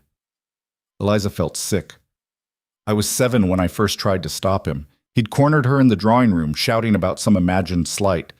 I ran between them and told him to leave her alone. Adrian laughed bitterly. He backhanded me across the face so hard I saw stars. Then he looked at my mother and said, "See what your softness has created? A weak, sniveling boy." After that, she stopped fighting back, stopped defending herself. She thought if she was quiet enough, obedient enough, he'd leave me alone. That's not your fault, Eliza said fiercely. Isn't it? He turned to her, his face ravaged. I was her son, her only child, and I couldn't protect her, couldn't save her. I watched her fade year by year until there was nothing left but a shell going through the motions. When she finally died, the physician said it was heart failure, but I knew the truth. He'd killed her, just slowly, over years. Eliza reached for his hand. He didn't pull away. And then you married Catherine, she said quietly, and watched it happen again. Adrian nodded. Different methods, different cruelty, but the same result. I told myself I was nothing like him. I never raised a hand, never shouted, never broke things, but I still destroyed her, through coldness, through distance, through refusing to let her in. Because you were afraid. Fear's not an excuse. No, Eliza agreed, but it's an explanation, and understanding the difference might save us both. He looked at her, really looked at her, for the first time that morning. You should leave this place, he said hoarsely. Leave me. Go somewhere warm and safe and build a life that doesn't involve ghosts and guilt. I tried that once, Eliza said. It was called my parents' house. Turned out safety is just another kind of prison. Eliza, no. Listen to me. She gripped his hand tighter. I know what happened to your mother was horrific. I know what happened to Catherine was a tragedy. But I am not them, Adrian. I won't fade. I won't disappear. And I sure as hell won't let you destroy yourself with guilt over things you can't change. You don't understand what you're asking. I'm not asking, she interrupted. I'm telling you, I am staying. We are going to live in this gothic nightmare of a house, and we are going to face every ghost together, and you are going to stop punishing yourself for your father's sins. Adrian stared at her like she'd grown a second head. Then, impossibly, he laughed. It was a rough, broken sound, but real. You're insane, he said. Probably, she smiled. But you married me anyway. So what does that make you? He pulled her against him then, sudden and fierce, burying his face in her hair. Terrified, he whispered. It makes me absolutely terrified. Good, Eliza said into his chest. Fear means you're still alive. They stood like that in his father's study, surrounded by the remnants of old cruelty, and Eliza felt something shift between them.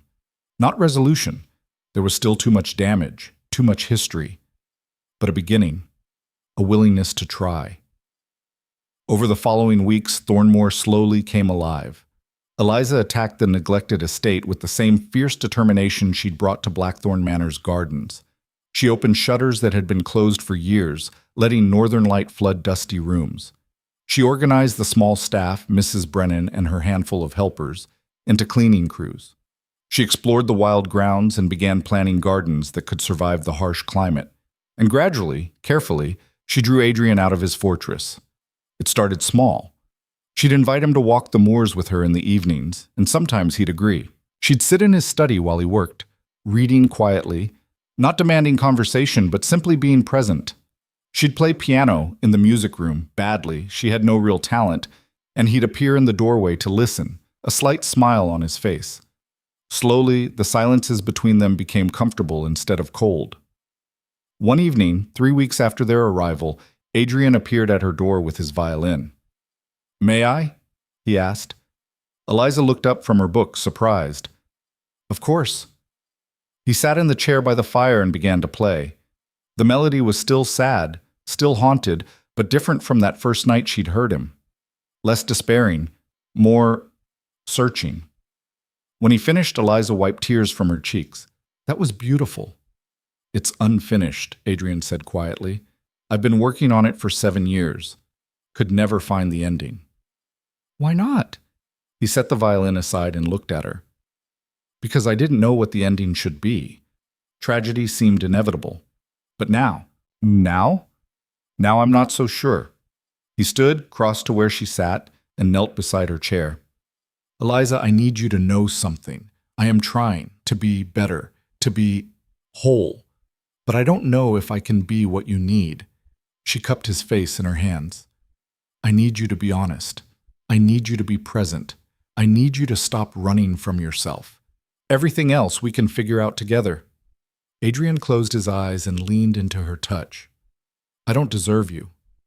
"Probably not," she agreed, "but you're stuck with me anyway." He laughed, and this time it sounded almost hopeful.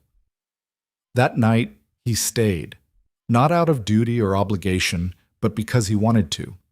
Because for the first time in his adult life, Adrian Blackthorne allowed himself to want something without immediately crushing it under the weight of fear. They made love slowly, carefully, learning each other in the firelight.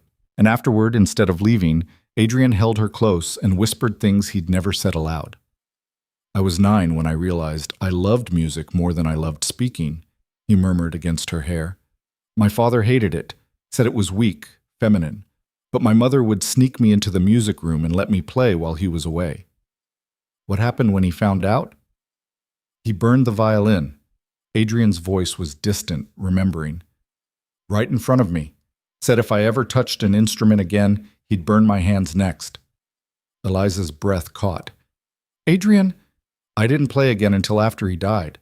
Bought a new violin and taught myself all over again. It was the first act of rebellion I ever allowed myself." "And Catherine? Did she know?" "She heard me once. Like you did." His arms tightened around her. "But when she tried to talk about it, I shut her out.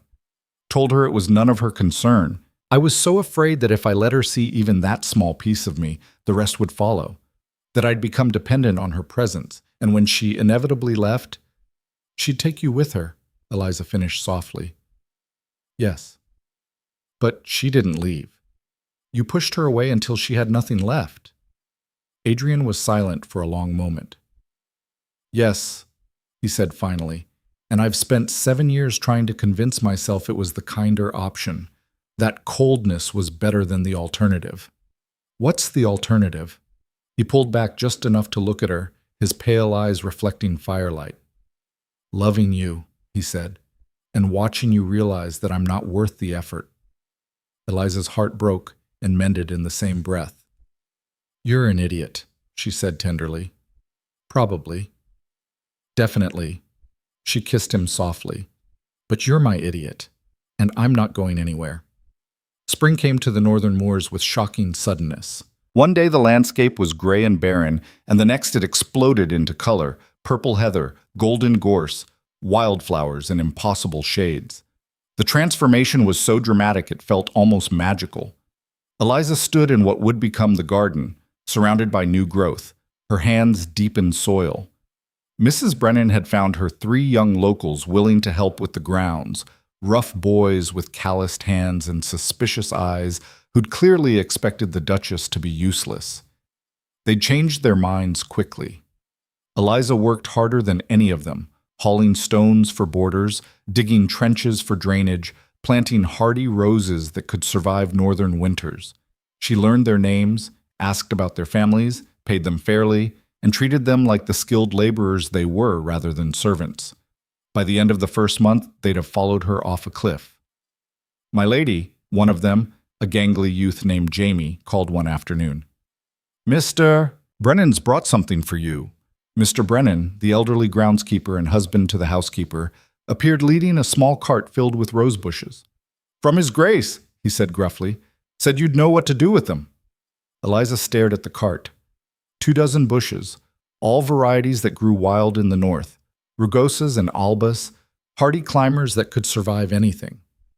Adrian had ordered them for her, without asking, without her needing to beg or cajole or fight for it. He'd just thought of her and acted. Tell His Grace, Eliza said, her voice rough with emotion, that they're perfect. And thank you. She planted them that afternoon, her helpers watching in bemusement as the Duchess cried while digging holes. That evening, she found Adrian in his study. He looked up when she entered, ink-stained and disheveled from working. The roses arrived, Eliza said. I noticed you eyeing the empty southern wall, Adrian replied carefully. Thought it might suit climbing varieties. It will. She crossed to his desk. Thank you. It's nothing. It's not nothing. She perched on the edge of his desk. It's you paying attention. It's you thinking about what I might need without me having to ask. It's you being a partner instead of a warden. Adrian set down his pen. I'm trying to be better. I know. She smiled. And it's working. He stood, pulling her into his arms. I'm still afraid, he admitted quietly. Every day I wake up waiting for the other shoe to drop, waiting for you to realize this is too hard, that I'm too broken, that, Adrian, she placed a finger against his lips. Stop borrowing trouble from tomorrow. We're here now. We're alive now. That's enough. Is it? It has to be. He kissed her then, soft and searching, and Eliza felt the last of his armor beginning to crack. But London, it seemed, was not done with them. The letter arrived on a bright May morning, delivered by special courier. Mrs. Brennan brought it to Eliza in the garden, her face troubled. From London, my lady. Marked urgent. The handwriting on the envelope made Eliza's stomach drop. Her sister Clara. She broke the seal with shaking hands. Dearest Eliza, I pray this letter finds you well, though I fear it carries terrible news. The scandal has not died down. If anything, it has worsened. Society is now saying that you fled London because the Duke is violent, that you're being held prisoner at Thornmoor, that you're too afraid to return. Mother and father are beside themselves. They've been cut from several guest lists. People whisper when we enter rooms. It's become unbearable. I know you said you wanted nothing to do with them, and I don't blame you. But Eliza, this affects me too. Lord Hastings has withdrawn his suit. Lady Pembroke suggested I might be tainted by association. If this continues, I'll never find a decent match. I'm not asking you to forgive mother and father. That's your choice. But please, If there's any way you could return to London, even briefly, and show society that you're well and happy, it might quiet the worst of the rumors. I know it's selfish to ask, but you're my sister, and I love you. Please help me. Your loving sister, Clara Bosom. Eliza read the letter twice, her hands trembling. Clara. Sweet, innocent Clara, who'd cried at Eliza's wedding, who'd never asked for any of this. She was being punished for Eliza's choices. Bad news, my lady? Mrs. Brennan asked gently. Complicated news. Eliza folded the letter. I need to speak with the Duke. She found Adrian in the stables, inspecting a new horse one of the farmers had brought to sell. Adrian, we need to talk. He took one look at her face and dismissed the farmer immediately. What's wrong? She handed him the letter. He read it in silence, his expression darkening with every line. So they want us to come crawling back, he said flatly. Perform our contrition for the masses. It's not about us, Eliza said. It's about Clara. She's being punished for our scandal. That's not our fault. No, but it's still happening, she sighed. Adrian, I don't care what London society thinks of me. But Clara is 19. Her whole future is at stake. If we could just… Absolutely not. His voice was sharp. We came here to escape that poison. I will not drag you back into it just to appease a bunch of cruel gossips. Even if it means destroying my sister's prospects? Your sister is not our responsibility.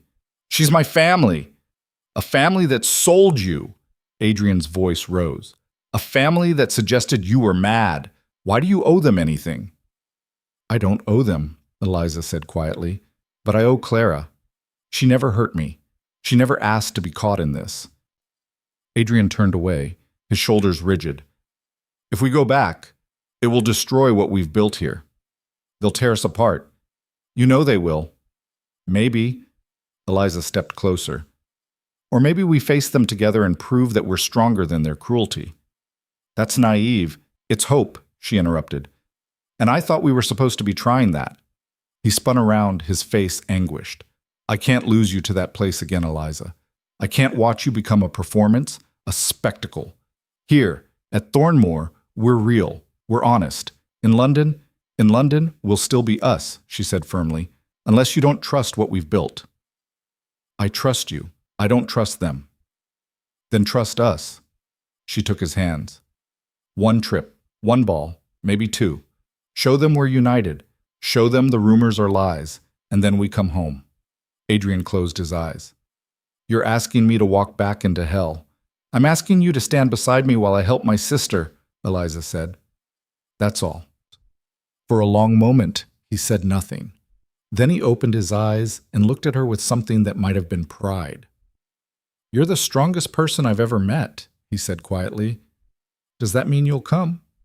He sighed, long and deep. Yes. But if anyone suggests you're mad or imprisoned, I'm challenging them to a duel. Eliza laughed despite herself. That's illegal. So is slander. He pulled her close. But I'll settle for publicly humiliating them instead. That works too. They left for London the following week, this time with a plan. No hiding, no avoiding. They would face society head-on together and dare anyone to question them. The journey south felt different this time. Adrian rode inside the carriage with her, their hands linked, discussing strategy like generals preparing for battle. The Thornbury Ball is in 3 days, Eliza said, reviewing Clara's subsequent letters. It's the biggest event of the season. If we attend that, everyone will see us. And your parents? We'll be there. Her jaw tightened. I'll be civil. That's all I can promise. That's more than they deserve. When they arrived back at Blackthorne Manor, the London house felt strange now. Too formal, too cold after Thornmoor's wild honesty. But the staff greeted them warmly, clearly relieved to see the Duke and Duchess united. Mrs. Halloway even smiled. Welcome home, your graces. It's good to have you both back. That evening, calling cards and invitations began arriving by the dozen. Everyone wanted to see the scandalous Duchess who'd supposedly fled to the north. Everyone wanted to witness the drama. Fine, Eliza thought. Let them look. The night of the Thornbury Ball, Eliza dressed with care. She chose a gown of deep burgundy silk, the color of wine and defiance. Annie dressed her hair elaborately, weaving in small pearls that caught the light. She wore the Blackthorne diamonds, a necklace Adrian had given her that morning without comment, just placed the box on her dressing table and left. When she descended the stairs, Adrian was waiting. He wore black formal dress that made him look like an avenging angel, severe and beautiful and utterly commanding. When he saw her, something flickered in his eyes. "You look like a queen going to war," he said. "Good." She took his offered arm. "That's exactly what I am." The Thornbury ballroom was packed. It seemed like every person in London society had squeezed inside, all of them watching the entrance with barely concealed hunger. Eliza felt their stares like physical weight. "The Duke and Duchess of Ashford," the majordomo announced. Every head turned. Eliza lifted her chin and walked into the room like she owned it, Adrian a solid presence at her side. The whispers started immediately. "She doesn't look imprisoned. Look at how he's holding her arm. That's not hostility. Maybe the rumors were wrong." Lady Thornbury approached, all false warmth and sharp eyes. "Duchess, what a delight to see you've returned. We were all so worried." "Were you?" Eliza smiled pleasantly. "How kind. As you can see, I'm quite well." "And the time in the north agreed with you?" "Immensely. Thornmoor is beautiful. You should visit sometime." She turned to Adrian. "Darling, Lady Thornbury was just expressing concern for my well-being. Isn't that thoughtful?" Adrian's smile was all edges. Exceptionally thoughtful. Almost as thoughtful as spreading baseless rumors about violence and imprisonment. Lady Thornbury paled. "I'm sure I don't know what you mean." "Of course you don't." Adrian's voice was silk over steel. "Just as I'm sure you'll be very careful about what you say in future. Wouldn't want to be accused of slander." They moved on, leaving Lady Thornbury sputtering. Eliza bit back a laugh. "That was brutal." "That was restrained," Adrian muttered. "I wanted to—" "Your Grace." They turned. Clara stood there, her face flushed with relief and joy.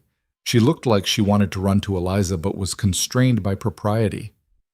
"Clara," Eliza's heart squeezed, "you look beautiful."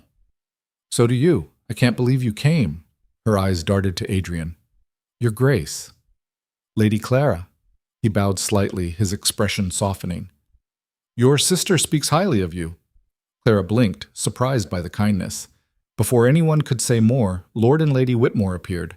The temperature dropped 10 degrees. "Eliza," her mother said stiffly, "Duke Ashford." "Mother, father," Eliza kept her voice neutral. "You both look well." An awkward silence stretched. Then, to everyone's surprise, Lord Whitmore spoke. "We owe you an apology," he said quietly. "Both of you. What we said at Blackthorne Manor was unconscionable. We were frightened by the scandal, but that's no excuse for suggesting our daughter was anything less than capable of making her own choices." Lady Whitmore looked like she'd swallowed glass, but she nodded.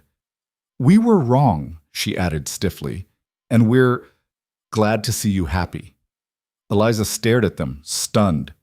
Adrian's hand tightened on her arm. "Your apology is noted," he said carefully. "Whether it's accepted is Eliza's decision." All eyes turned to her. Eliza looked at her parents, at their obvious discomfort, at Clara's hopeful face, at the entire ballroom watching with bated breath. She could reject them publicly, could make them pay for every hurt, every slight. Or she could choose grace. "Thank you," she said finally. "I appreciate the sentiment, and for Clara's sake, I'm willing to be civil." Relief flooded her mother's face. "That's all we ask." The moment broke. Clara hugged her quickly, whispering thanks. Her parents retreated, and Eliza felt Adrian's arm steady around her waist. "You're a better person than I am," he murmured. "No," she said, "just more pragmatic." The rest of the evening passed in a blur of dancing and conversation and carefully managed appearances. Adrian never left her side, a united front that society couldn't help but notice. By the end of the night, the whispers had changed. They seemed genuinely affectionate. Perhaps we were too quick to judge. The Duke looks at her like she hung the moon.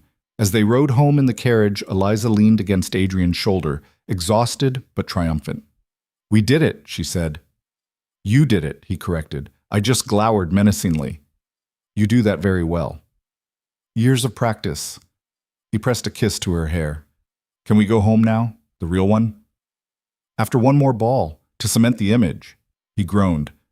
You're going to be the death of me. Probably. She smiled.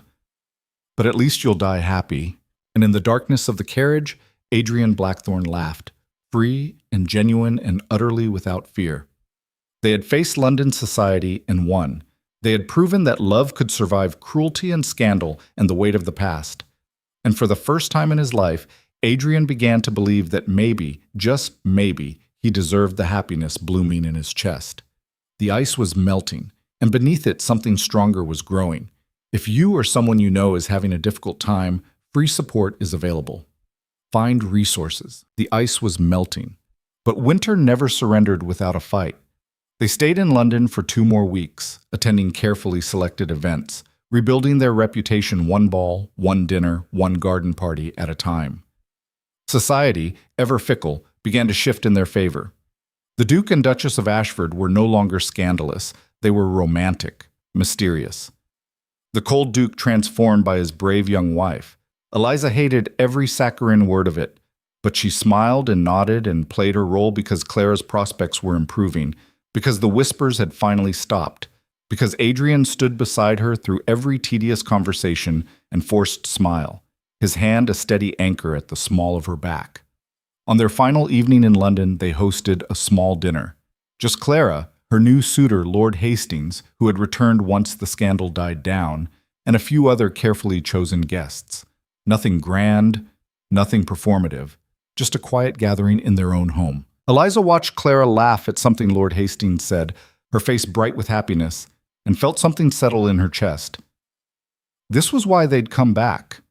Not for society's approval, not for her parents' redemption, but for this, her sister's joy, her future secured. You're staring, Adrian murmured beside her. I'm savoring, Eliza corrected. There's a difference. He refilled her wine glass. How much longer do we have to be gracious hosts? Another hour at least, he groaned softly. I'm counting the minutes until we can leave this city behind. Me too. Lord Hastings raised his glass. A toast, if I may. To the Duke and Duchess of Ashford, for proving that true partnership can weather any storm. Hear, hear, the other guests chorused. Adrian stood, lifting his own glass. And to my wife, he said quietly, his eyes finding Eliza's, who taught me that walls are meant to be torn down, not built higher. The words were simple, but the weight behind them, the vulnerability, the trust, made Eliza's throat tighten. She lifted her glass to him, and in that moment, surrounded by candlelight and friendly faces, she felt something she'd never expected to feel in this house. Peace. They left for Thornmoor the next morning. The journey north felt like shedding armor piece by piece. With every mile between them and London, Adrian relaxed. His shoulders lost their rigid tension, his jaw unclenched.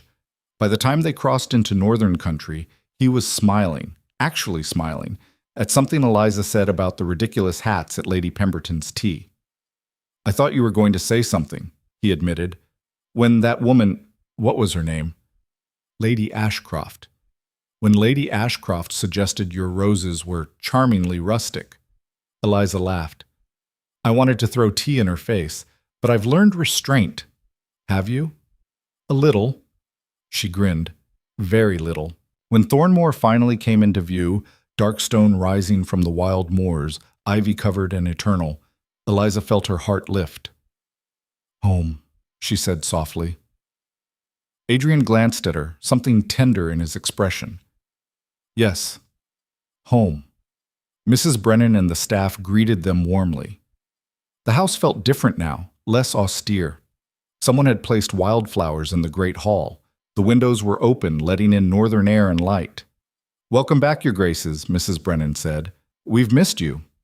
We've missed you too, Eliza replied, and meant it. That night, after dinner, Adrian led her to the music room. I finished it, he said quietly. Finished what? The piece I've been working on.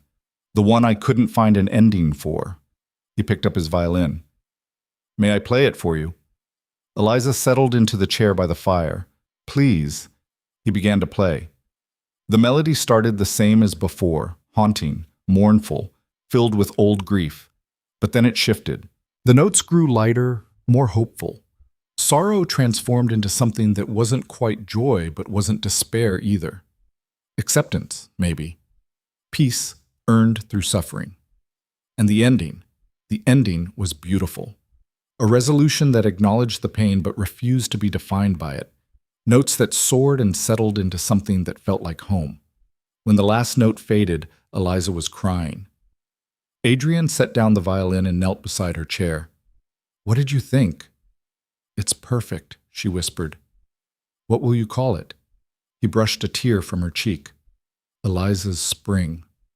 Her breath caught. "After you," he continued softly. "Because you brought spring to my endless winter.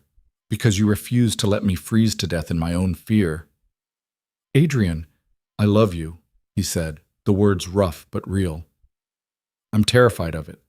Terrified I'll ruin it somehow, destroy it like I've destroyed everything else. But I love you, and I needed you to know." Eliza pulled him up into the chair with her, into her arms, holding him tight. "I love you too," she said against his hair. "Even when you're being an idiot. Even when you're running scared. Even when I'm broken." His voice was small. "You're not broken," she said fiercely. "You're healing. There's a difference."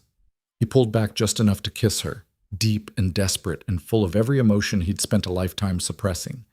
And in the firelight of the music room, surrounded by the ghosts they'd finally faced together, Adrian Blackthorne let himself believe in hope.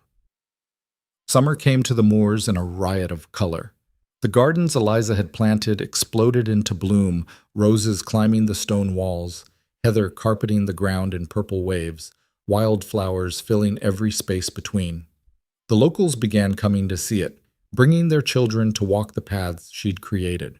"Never seen anything like it, Your Grace," old Jamie said one afternoon, standing amid the roses with his cap in his hands. "Bringing beauty to this harsh place. It's something special." Eliza smiled, her hands deep in soil. "The beauty was always here. I just helped it grow." Adrian watched from the terrace, something warm and foreign settling in his chest. She'd transformed not just the gardens, but the entire estate. Thornmore felt alive now in ways it never had, even in his childhood, even before his father's cruelty had poisoned everything. There was laughter in the halls, music in the evenings, servants who smiled instead of flinched, and at the center of it all, Eliza, his wife, his partner, his salvation. "Your Grace?" He turned. Mrs. Brennan stood behind him, her weathered face creased with concern. "Yes?" "There's a visitor, a gentleman from London. Says he needs to speak with you urgently." Adrian's stomach tightened. "Who is it?" "Lord Pemberton, Your Grace." "The Earl." Pemberton, an old family friend, one of the few men Adrian trusted. "Send him to my study." Lord Pemberton was pale and travel-worn when Adrian entered the study. He stood immediately, bowing. "Your Grace, thank you for seeing me." "What's wrong?" Adrian asked bluntly. "You didn't ride 3 days north for a social call." Pemberton hesitated, then pulled a letter from his coat. "This arrived at my house 2 days ago. It's addressed to you, but the sender—" "Your Grace, I thought you should read it privately before it reaches wider circulation." Adrian took the letter, his hand steady despite the dread building in his gut. The handwriting was unfamiliar. The seal was broken. Pemberton had read it. He unfolded the paper. "Duke Ashford, you do not know me, but I knew your wife, the late Catherine. I am writing to you now because the truth can no longer remain buried. Catherine did not kill herself because she was weak or mad. She killed herself because she learned something that shattered her, something about you, Your Grace Assis, and the circumstances of your father's death. Before she died, Catherine wrote to me. She had discovered that the old Duke's hunting accident was no accident at all, that you were there when he fell, that you could have saved him and chose not to. She believed you were capable of murder, Your Grace, and she could not live with that knowledge. I have remained silent all these years out of respect for the dead, but now you have remarried, and I fear for your new Duchess. She deserves to know the truth about the man she has bound herself to.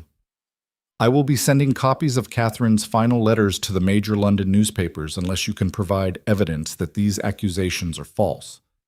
You have 1 week, a friend to justice. The letter fell from Adrian's hands. The room tilted. Your Grace, Pemberton's voice came from very far away. Are you all right? Adrian couldn't breathe, couldn't think. Catherine had known, or thought she knew.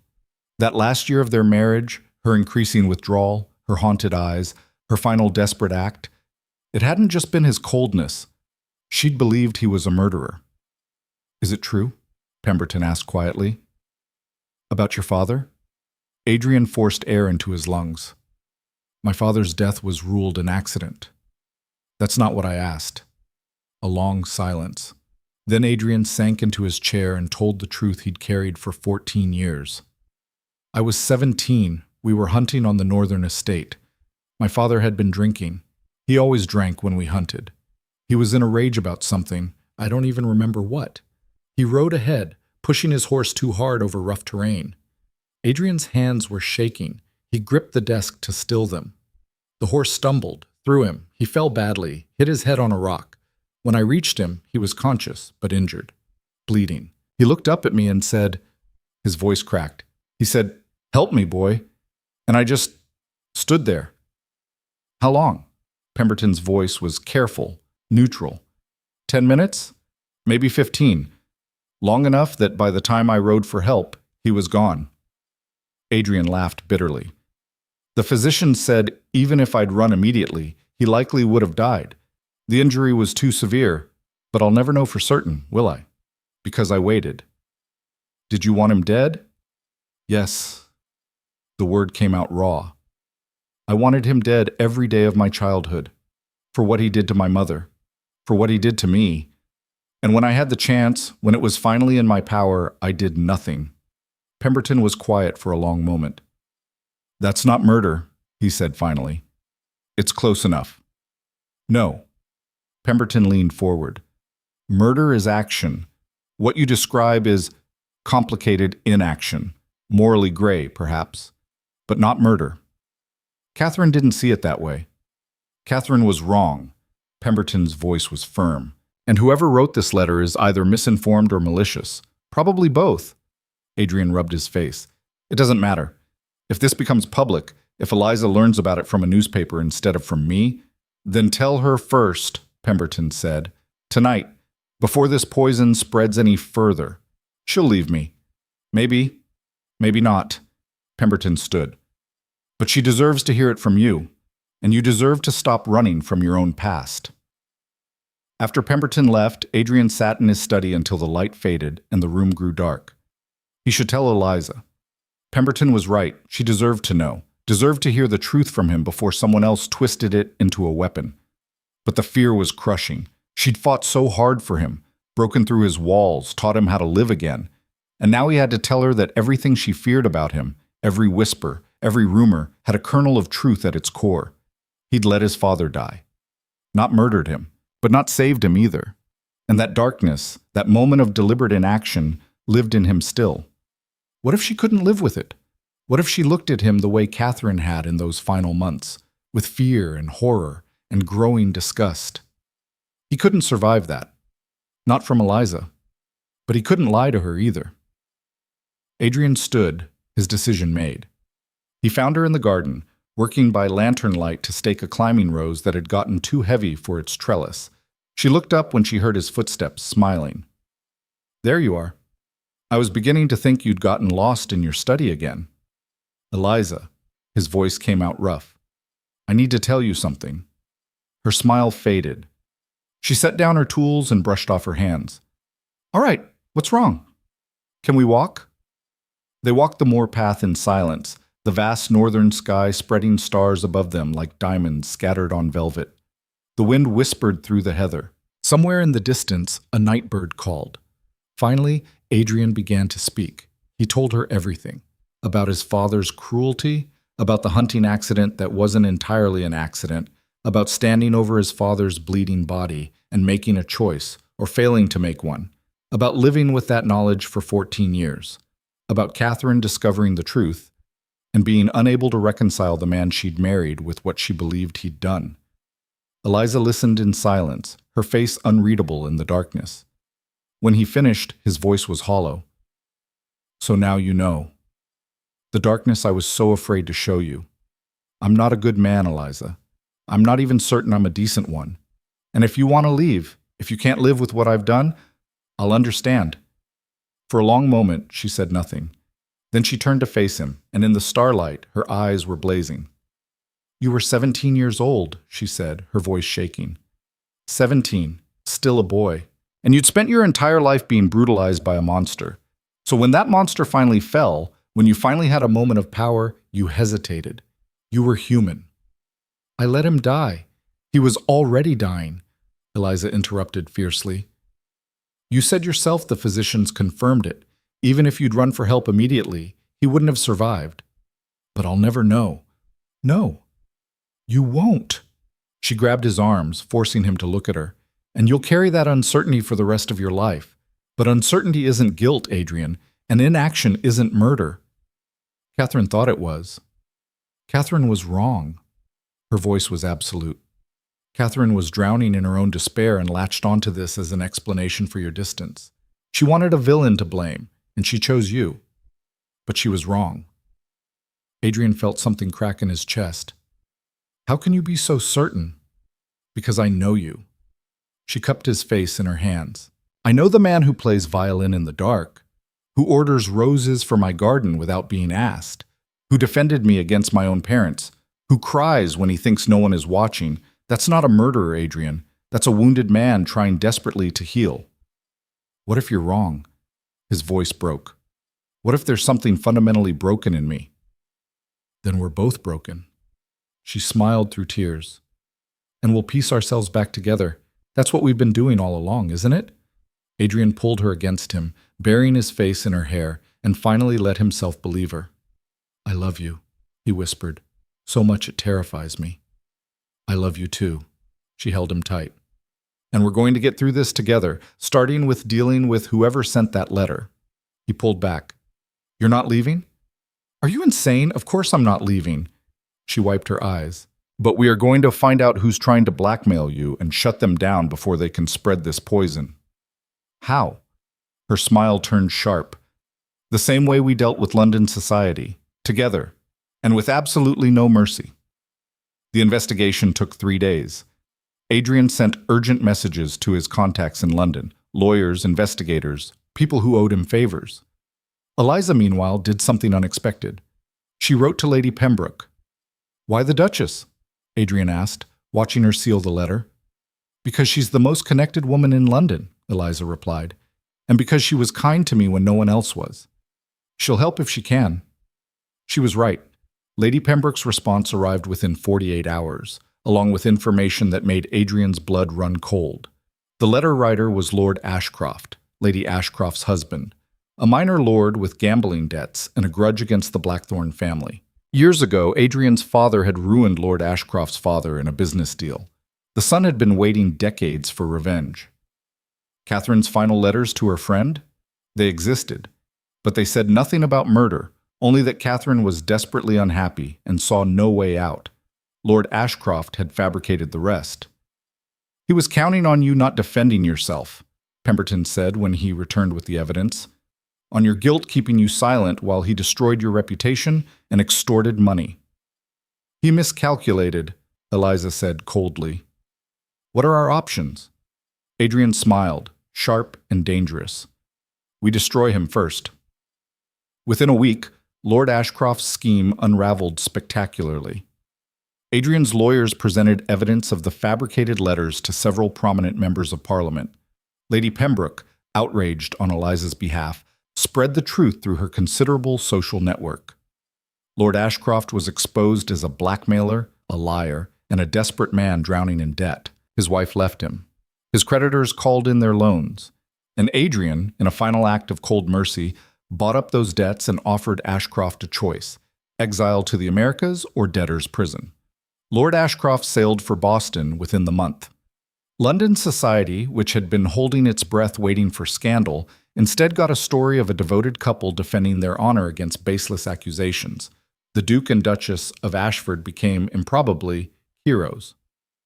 "I'm so tired of being interesting to these people," Eliza said, reading yet another gushing letter from a society matron. "Then we stop being interesting." Adrian tossed his own correspondence into the fire. "We stay here, build our life, let them gossip about someone else." "Can we really do that? Just opt out?"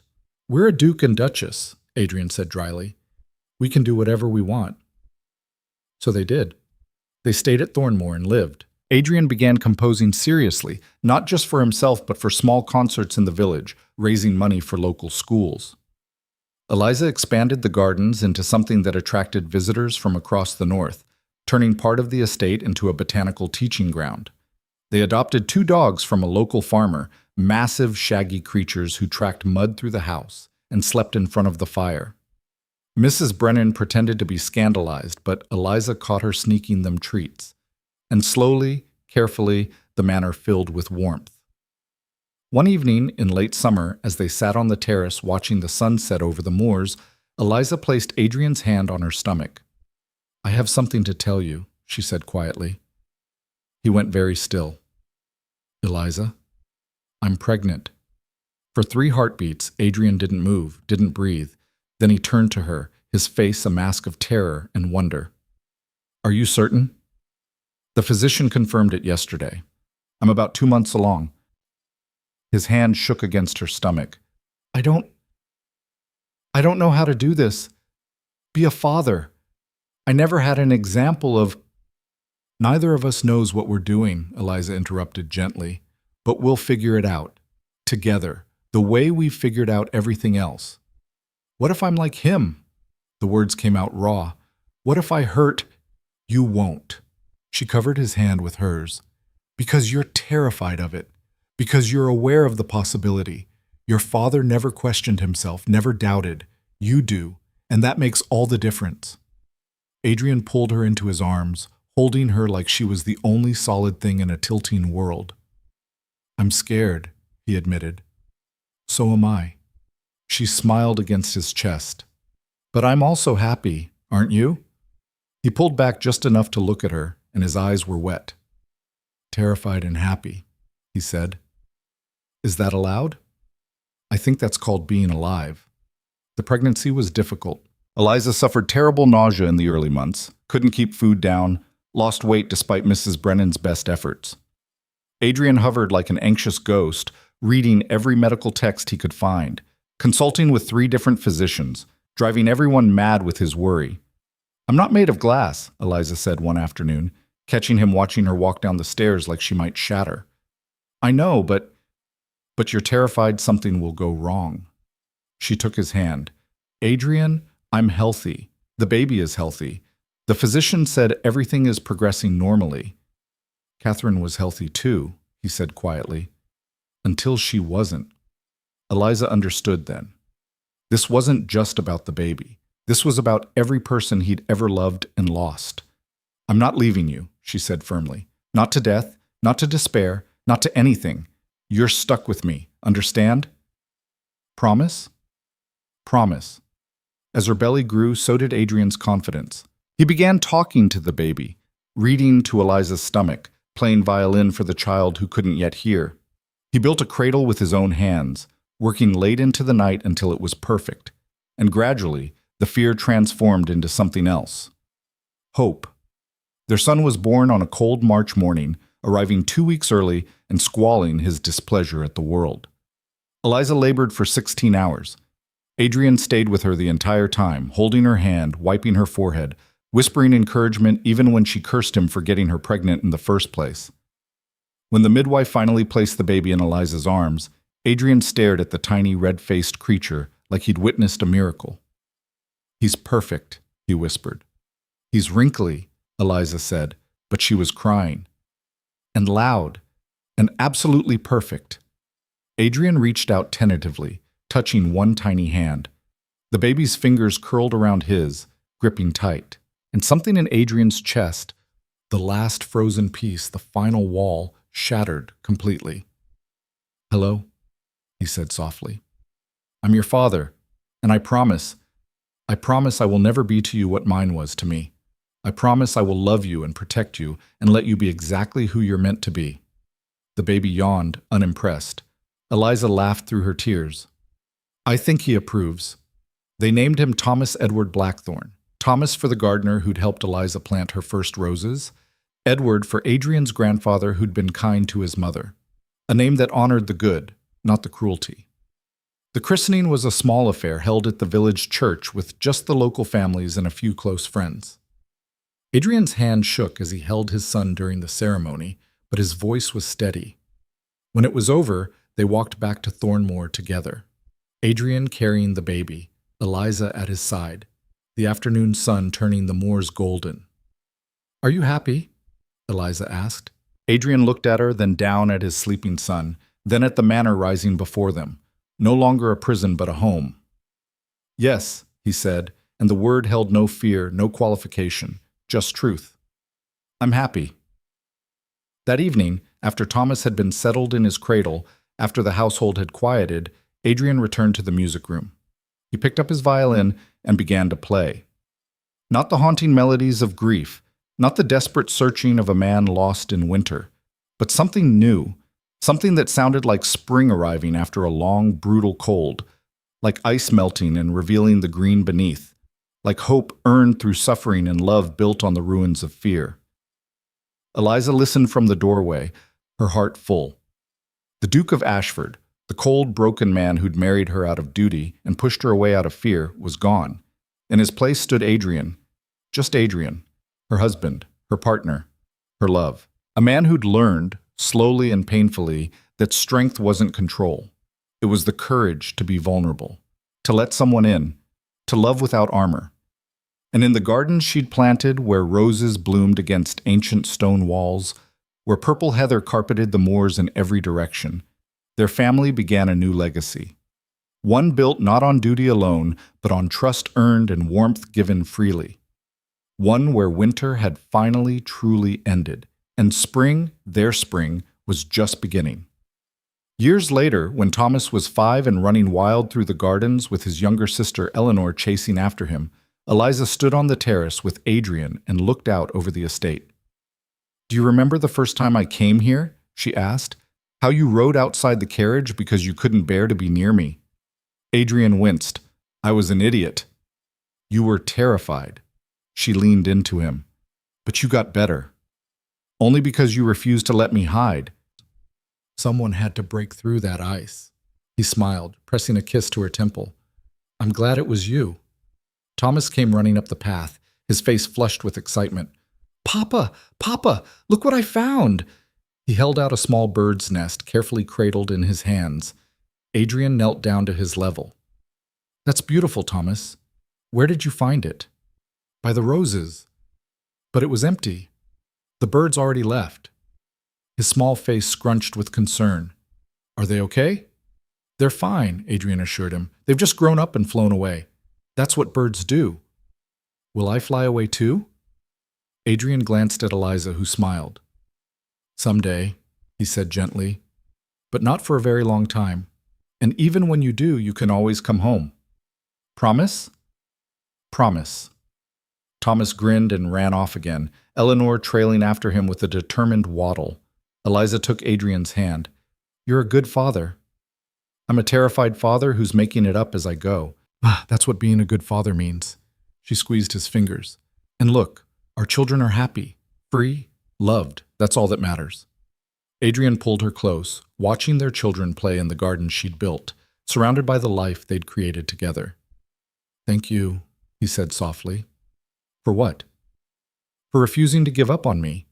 For seeing past the ice to whatever was underneath. For teaching me that love doesn't destroy, it saves." Eliza turned in his arms, looking up at the man who'd started as a stranger, become her prison, and transformed into her home. "We saved each other," she said. And in the golden afternoon light, with their children's laughter echoing off stone walls and roses blooming in impossible abundance, the Duke and Duchess of Ashford stood together, no longer frozen, no longer afraid, just alive, just loving, just whole. Winter had finally ended, and their spring, hard-won, beautiful, and entirely their own, would last forever.